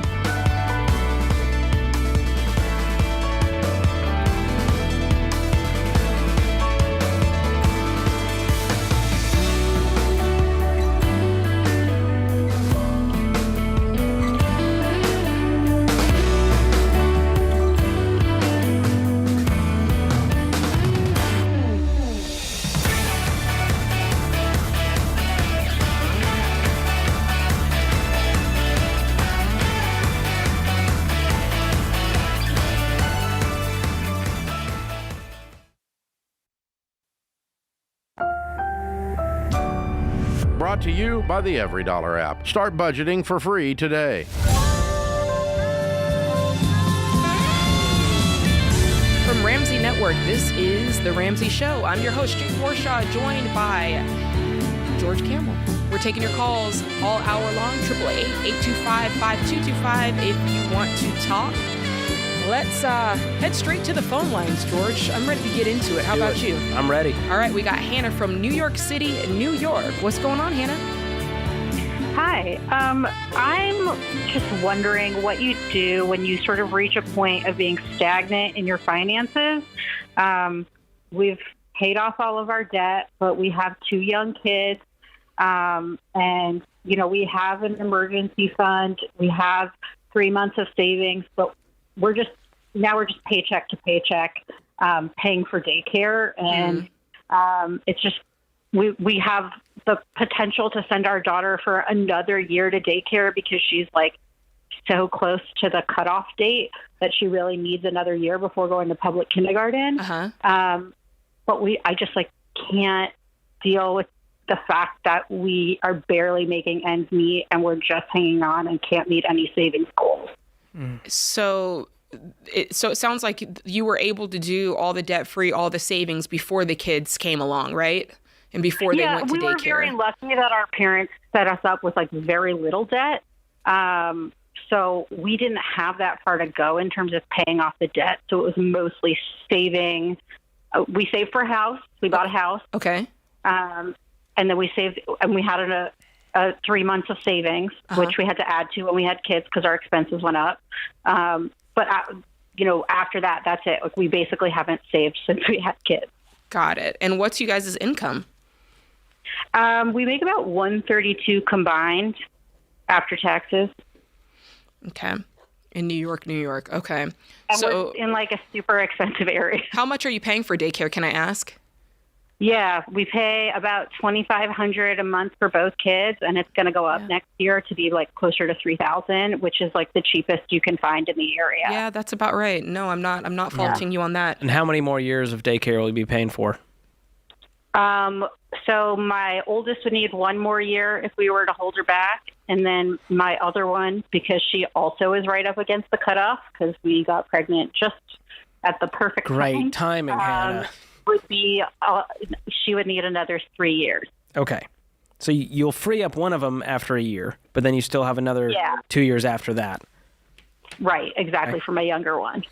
Well, life happens in seasons, and if you're unable to make giant headway on baby steps 5 and 6 until those seasons are over, that's okay. It's not ideal, but the key is, are you able to still invest 15%? So we can't do 15% right now. We're just doing whatever our company matches. We're just meeting with the company match. So for me, I invest 6%, they match 6%, and for my husband, it's 4%, and they match 4%. Okay. Well, what's the trajectory look like for your careers? My income has gone up like 40% in the past 3 years. Good. It'll probably go up more, but I think I'm kind of reaching a little bit of a peak my husband is in line for a promotion next year. So we're hoping to see his income go up by 15% or so next year. Mm-hmm. And, there's no necessary cap. We're mid-level right now, so we could excel more. Yeah. What about your housing expenses? 5 to 10. Our mortgage, including property taxes, is to about $2,200 a month. Okay, that's reasonable for your income. That's not bad. We got a tiny, tiny, tiny house at below 3% mortgage, so we're lucky in that regard. We just have really high property taxes. Is there anything else that's standing out? I mean, obviously, because you guys are bringing home $11,000 a month. Obviously, $2,500 toward daycare, $2,200 for the mortgage, but there's still a good amount of wiggle room here. Yeah. Is it lifestyle? We had a ton of medical expenses this year. We had a ton of emergency medical expenses. One of my kids is high needs, so she gets a lot of private therapy. And what's that cost a month? It could be $800 to $1,500. Okay. So it's significant. Okay, still working down the $11K, trying to figure out what's the high ticket item. Here's the key. We're trying to help you find some margin so you can invest that 15%, have some money left over to enjoy life. And part of that is figuring out ways you can spend less and figuring out ways to make more. Those are the only two ways to create margin. So you can do this exercise on your own with your spouse and lay out that every dollar budget. We'll gift it to you, the premium version with all the fancy features. Mm-hmm. But as you list it out, the question you want to ask is, do we need this and can we do better? Right. Even if that's insurance. I helped a friend here at work. She has had crappy insurance from, Progressive for the last 10 years. And I went, hey, reshop it with Xander. She saved $80 a month instantly with better coverage. And so things like that you may not be thinking about. Or if you get a big tax refund every year, change your withholdings to get more in your paycheck. Right. Well, part of it is we were under withheld this year. So you're going to owe taxes? You owe. Well, we paid it from our savings. Okay. But it was about $7,000. So that came out of your emergency fund. That came out of our 3 months. Did you replenish it? No, that's what I was like. I'm struggling to find that room to replenish it, and I'm nervous. I think George is right. I think this is you guys going through because you do make a good income, and you have a couple of. Your mortgage is in a really good spot, but plenty of people have, 2 kids in daycare. And with you guys' income, you should be able to make this happen. I think it's you guys going through and saying, what are we spending money on? What can we cut back on? And George said it earlier, and it's very true. Sometimes you're just in an expensive season, and you guys get to decide if you want to. My husband says, and I just can't accept it. Well, I do think that if you go through your budget, you're going to be able to find some money. Yeah. I really do think that. And it's going to be up to you guys saying, is this a necessity? Do we need this right now? Can we cut back? And then it's up to you guys if you want to decide, is there a way that we can bring in some supplementary income? And if we do, are we willing to do that for the next year until one of these kids, graduates up to kindergarten? And so it's just tough, but I do think with your income, you're going to find that money. It's going to take doing some research in every category. Even with your child, needing that therapy, are there more affordable alternatives that we can look into through our health insurance? There's a telehealth. Are there other things that we can do? And that's going to take some digging, but I feel like you do, 6 or 7 things and it all adds up and you go, oh my gosh, we freed up $1,000. Now we can invest 15% and live off the rest and still attack our goals. And I just know seasons can turn into patterns, and it turns into this is just our life. And I don't want you guys to end up there 5 years from now where nothing's changed. Yeah, I agree. And again, once you're debt free, it really does take away all of those kind of ankle biters that eat away at your margin. And so for most of us, it's our rent and our mortgage. That's number one. If you have daycare costs, that's a big one. That's easily number two. In a ultra high cost of living area like New York City. They're in a very high cost of living area. You have to make high 6 figures in order to live in these areas. Yeah. That's just a part of it. Yeah. And so I just wonder what else could be eating away that's kind of maybe normal to them, but if they go over it with a fine-tooth comb, they'll go, oh, maybe this isn't so. And I'm such a nerd, I find it fun, but I have no hobbies, and so I don't encourage that. Okay, George. Jade has no comment there. I don't know what to say there. Just an honest moment from George, and I regret it. This is The Ramsey Show.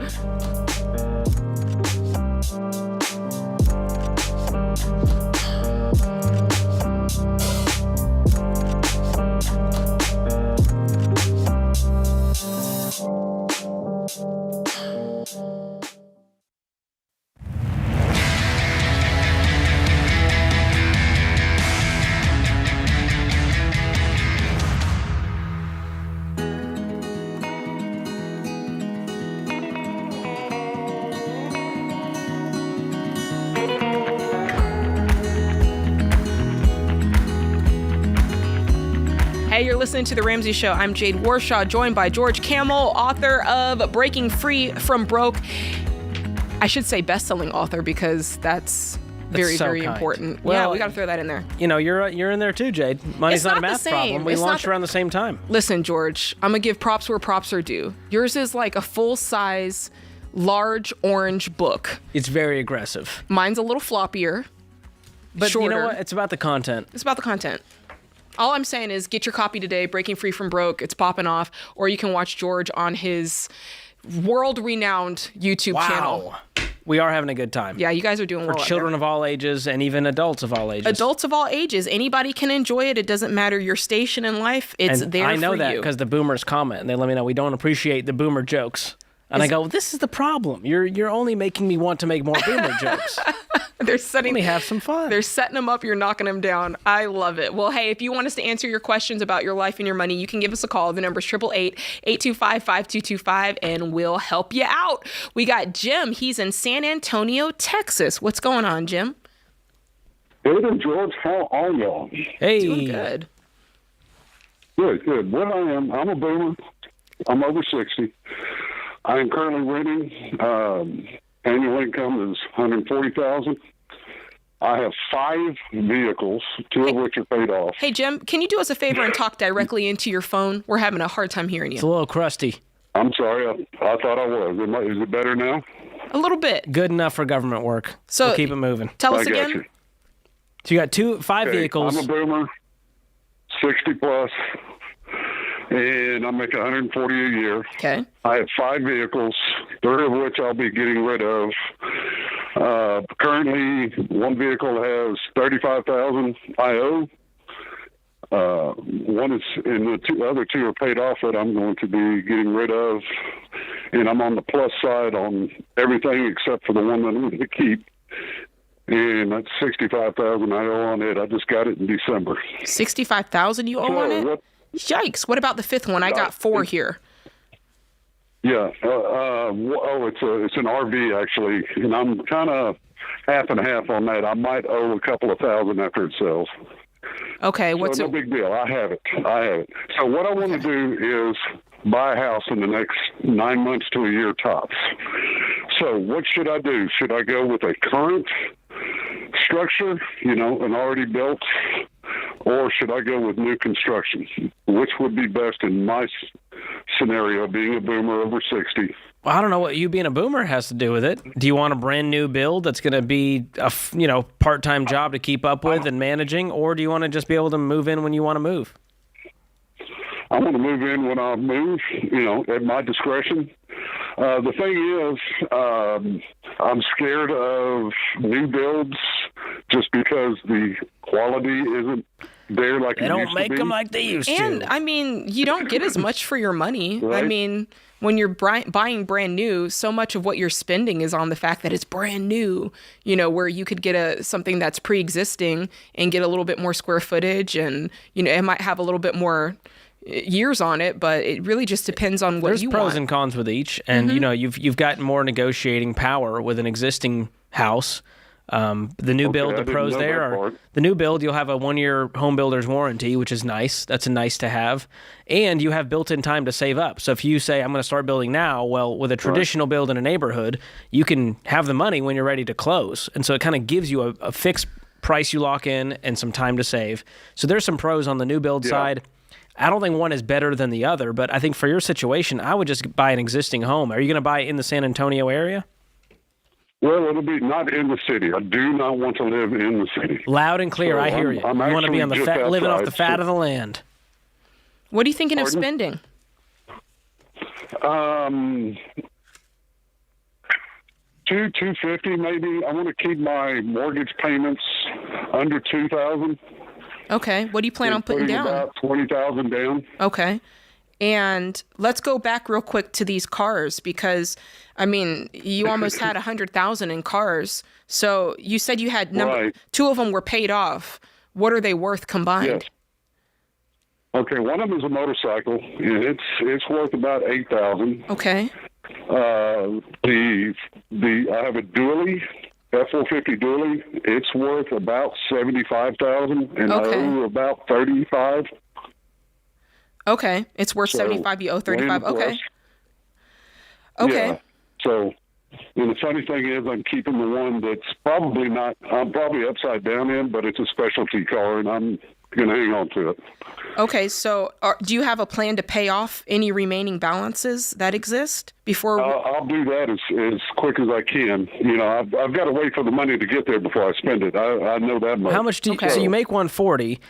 My concern is you're not going to be ready to buy in 9 months because here's the prerequisites to buying a house. You're going to need to get rid of all of your debt, which right now is over $100,000. All right. And then you need a fully funded emergency fund, which looks like 3 to 6 months of savings. Then you need to save up a solid down payment. In there right now. Yeah, 16,000 aside from the 40K, right? 40K for the down payment. You said you're going to save up the 40K to put down? Yeah, but once I sell the vehicles and acquire, what I have over, like for the truck, I'll have about $25,000. So George is saying what but George you still need to pay off the other car loan, the $35K, the $65K for the RV. You got to clean up the debt first, and then we kind of have a better foundation. Okay. So I wouldn't mind going that route too. I agree. I want you to just have some freedom as you enter some golden years here and not be weighed down by a big mortgage and all of these debts that hadn't been cleaned up. You have a great income. Let's use it to clean up this debt fast, sell everything that you don't need, which is pretty much everything in your life right now, and just start fresh. Debt-free, emergency fund. Yeah. And if it takes you another year and a half before you have debt freedom with an emergency fund and a down payment, I'm okay with that. I wouldn't be in such a rush to buy this house. And the insurance on all those vehicles is really killing me. Yeah, so I bet. What do you actually need? $1,100 a month. Can you just live with one vehicle? Can you get rid of the RV, get rid of the motorcycle, get rid of all the cars except for one? Yeah, the motorcycle's been paid off. I have another truck that my daughter is driving that is also paid off. So, the ones that are not paid off, I have possession of. But I do plan on getting rid of all of those. It just feels like it's eating away your income, whether they're paid off or not. It is. Okay. Are you upside down in all of them that aren't paid off? Because you said that the one that's $35K. What's the situation on that? What can you sell it for? That's the dually that I can sell for well over $70. Okay. Oh, okay. And then And I only owe $35,000 on it. I see. Well, our parameter around things with motors and wheels is that shouldn't be more than half of your annual income. And right now, you are way above that with this RV and the motorcycle and the truck. And so that's why I'm saying if you want to keep just the truck and sell everything else, the motorcycle, the RV, whatever, then it would be okay to keep the truck. Otherwise, this truck has got to go. That's a lot of truck. And you can downgrade. What are you hauling around over there with your dually? What's your line of business? I'm sorry. I am a construction quality manager. Ah. So are you using this for work, or do you have a different vehicle for work?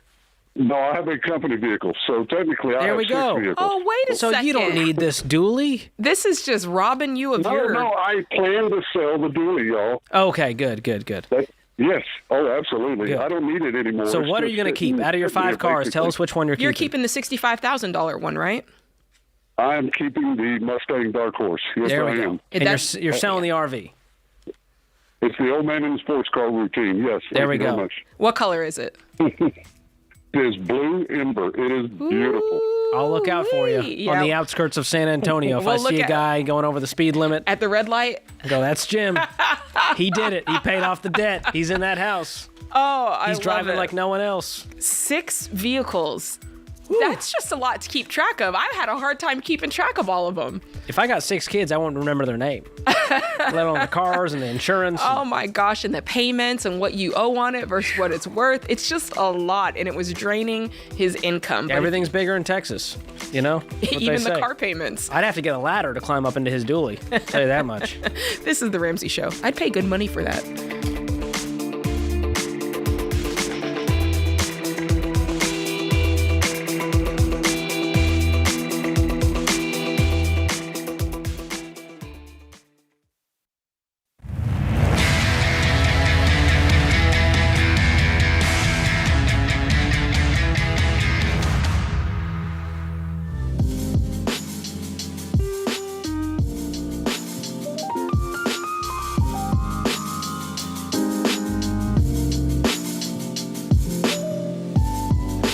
You're listening to The Ramsey Show. Thanks for hanging out with us. I'm Jade Warshaw, joined by George Camel. We are taking your calls. We've been having a good time this show, so give us a call, 888-825-5225.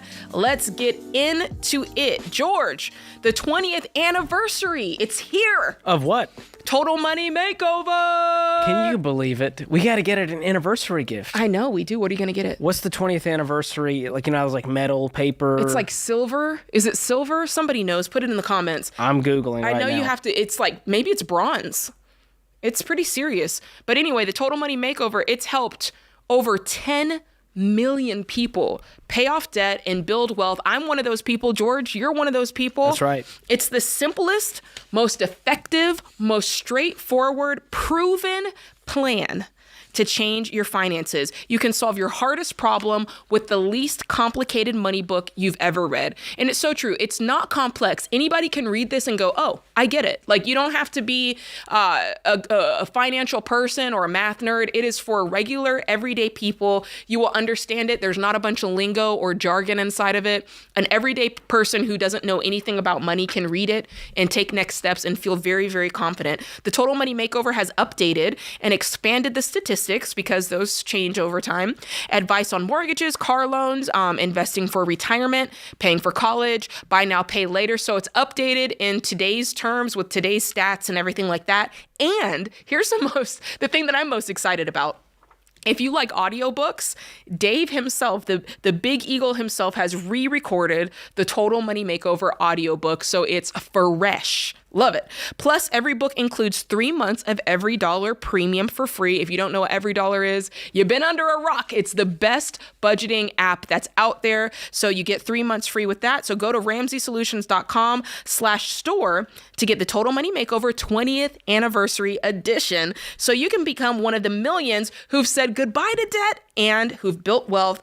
20 years worth of success stories, George. That's amazing. That's what's cheering you on. I love it. Also, I found out the gift for 20th anniversary. What is it? A traditional gift is China. Contemporary gift is platinum.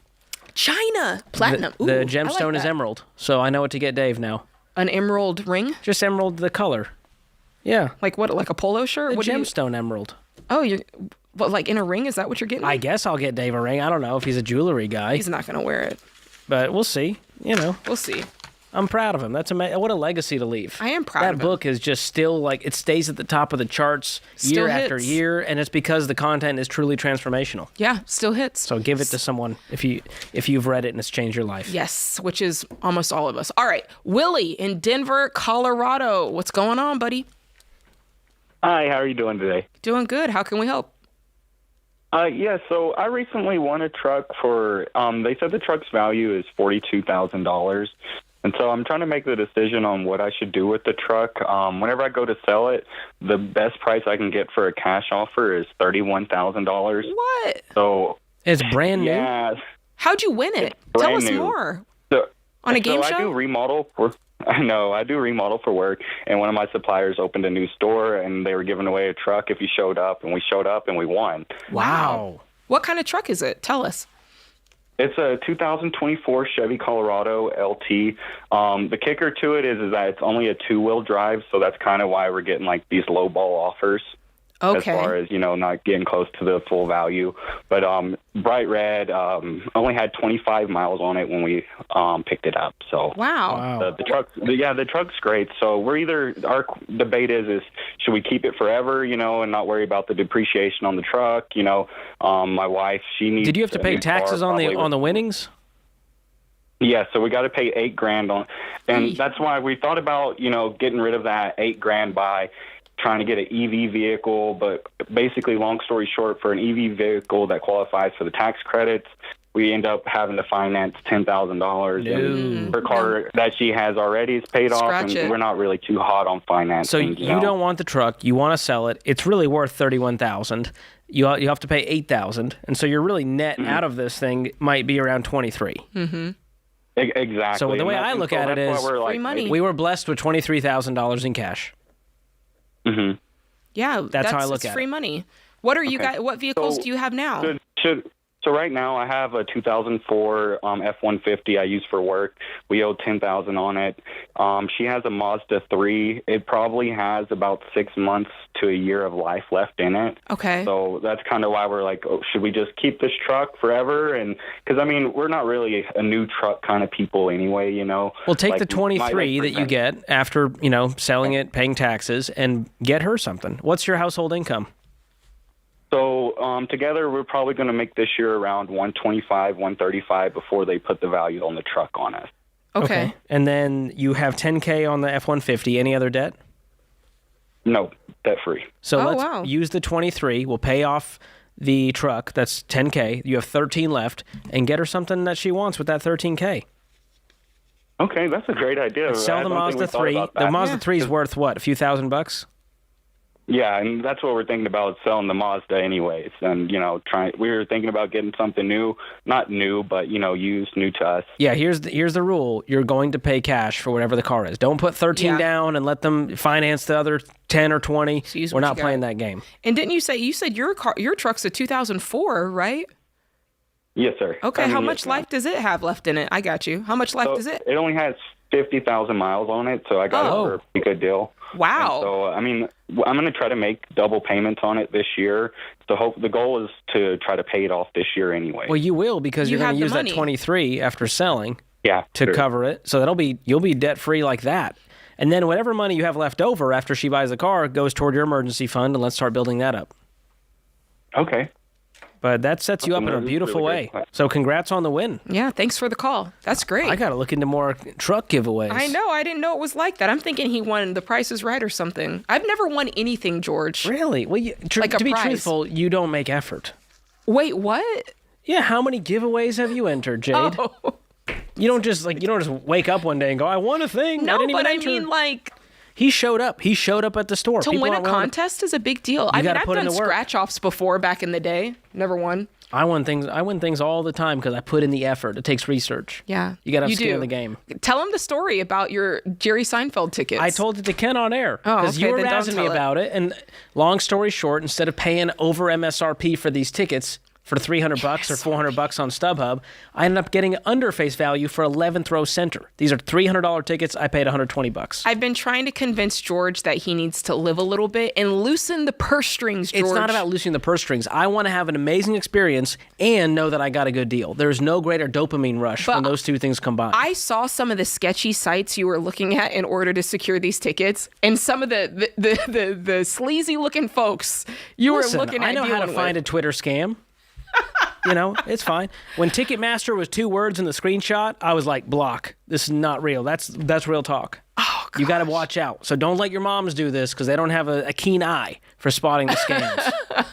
I guess I don't either. At this point in life, I think I spent so many years, George, at this point I'm just chopping it up. I think I spent so many years scrimping and saving and coupon cutting and like doing all of that stuff that now I'm like, I just don't have the patience to look for these kinds of deals. I'm bougie frugal. So like I'll spend good money to get my dogs the dietary food they need. Yes. And I do that without batting an eyelash. But when it comes to your own entertainment, yes, that's where I go. That's where you draw the line. I gotta find a deal. I'm strange. Okay, so what about restaurants? Restaurants. Will you spend money on a good meal? I will, but I'll also go, the appetizers probably aren't worth it, And then see, I feel that way about a cocktail. Like cocktail, it's got to be really worth it for me. It's really got to be worth it. Because Nashville, y'all, you don't know this, there's a 15% liquor tax on top of the sales tax. So that $14 cocktail after tax, liquor tax, tip, easily turns into $20. Yeah. And that's like the cost of my entree. Yeah, that's where the margins are for the restaurant. So unless it's like a cocktail bar where I know it's going to be an elevated experience. If I'm not sure about it, I just get a glass of wine. Or I get a club soda with lime, and I'm like, it's $3. Recently, I went to one of those places where you float in the tank. Like I've done one of those. That's sensory deprivation tank. That's worth it. I'm adding that to my budget. That was. I felt like a massage, I left reality but no one for a touched minute. you. Yeah, well, George, that's the I'll second explain time that you've one stumped off air. me. Just right before the clock goes, I'm like, Jay, let me just throw this curveball at you. I know. This is the Ramsey Show.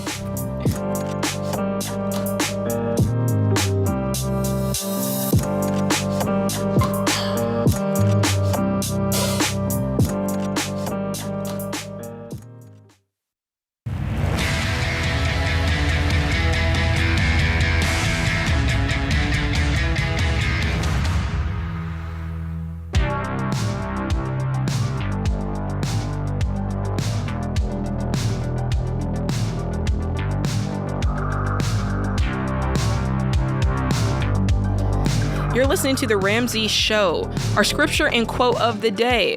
Psalms 119:66 says this, "Teach me knowledge and good judgment, for I trust your commands." Then Mark Twain said, "Good judgment comes from experience, and a lot of that comes from bad judgment." Look at that. Sometimes I feel like if you just say something in a complex way, it becomes a quote. Becomes wisdom and wit. An instant quote, yeah. Twain. Anyway. The man just he had a knack for the tweet. He did. He knew how to frame it. There it is. All right, if you want to talk to us, you can call us in. It's 888-825-5225, and we'll get to your call. In the meantime, we've got Phil, who's in Boston, Massachusetts. What's going on, Phil? Hey, guys. Thank you for taking my call. You betcha. So, I have 2 homes. My first home, it was my primary home before. I paid that off. Purchased a second home that still has a remaining mortgage on it. And that's the only debt I have. My question is, would it be beneficial for me to take a HELOC on a paid-off home, that is the rental, and pay off my mortgage and move my HELOC in first position? Ooh. Feels like a lot of moving of debt around. You're just moving risk from one place to another. That HELOC's going to put your home at risk. You said your primary home was paid off. How much are we talking about? So the mortgage is $197. Okay. On the second home, and the first one's paid off. Yeah. So how did you pay off the first home? Baby steps. I followed up the baby steps. Okay, then. Hear me out. What if you did the same thing on the second home? Wow. Groundbreaking. Yeah, I am trying to do that. What you're trying to do is shortcut your way by creating a more risky situation, and you're just moving the debt around. I don't understand how it helps you to create a HELOC payment that has a variable interest rate But now this one's paid off. It's just whack-a-mole. The baby steps worked for you, dude. It was successful. It did. I mean, I'm trying to get a little faster to the There it finish line, is. because the HELOC, I can throw in more to the principal compared to the mortgage, right? During the draw period, I can throw in more money at that principal and get that principal down faster than I would if I continue to just pay the mortgage and pay the high interest on that mortgage. What's your income?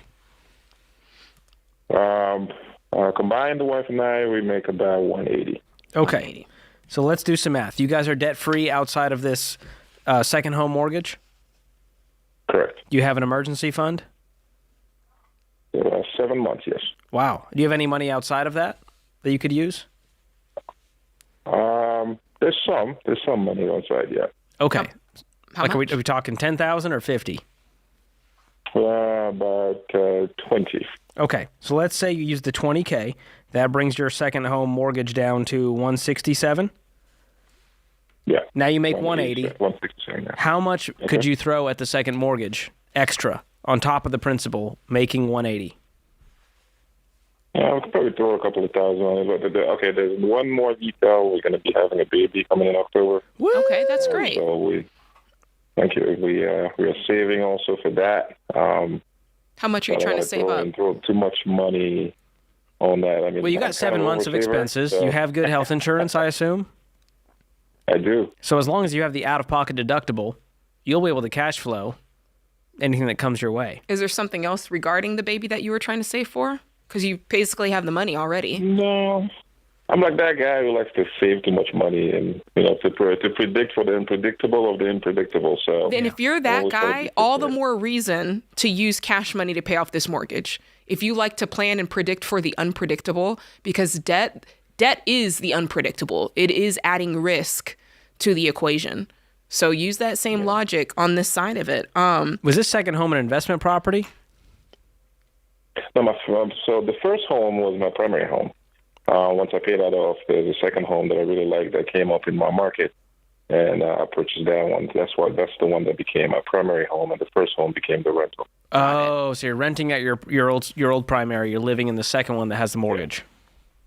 Correct. Got it. So making 180, you said you can throw $3,000 a month at the second mortgage? Yeah, we could do about 2-3. Yeah. Okay, so that's $36,000 a year. So you take your 167 because you're going to use the 20 to help pay it down, divided by 36. You're talking about 4 years. This thing's paid off.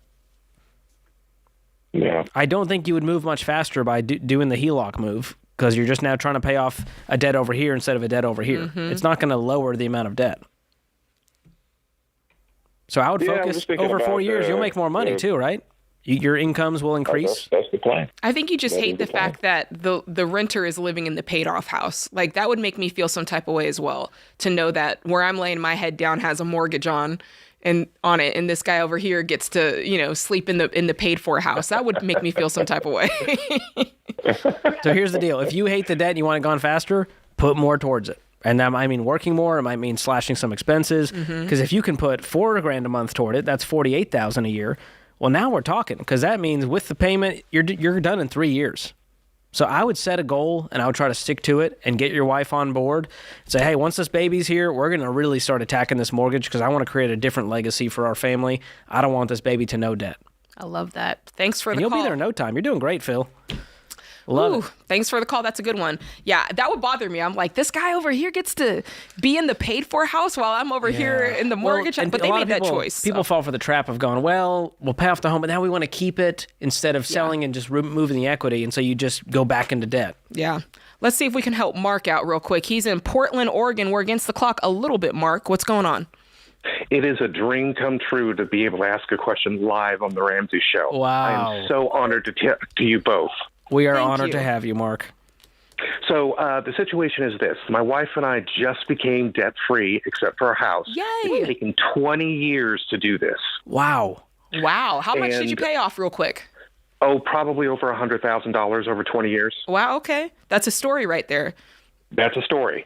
And here's another one. So our furnace is about 18 years old, and it's certainly starting to show its age.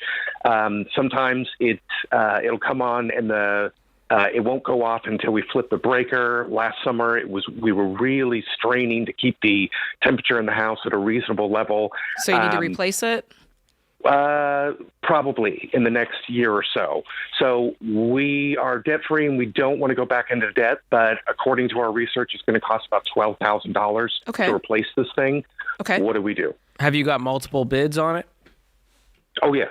Okay. So by research, I mean, did you actually ask local folks who would fix it?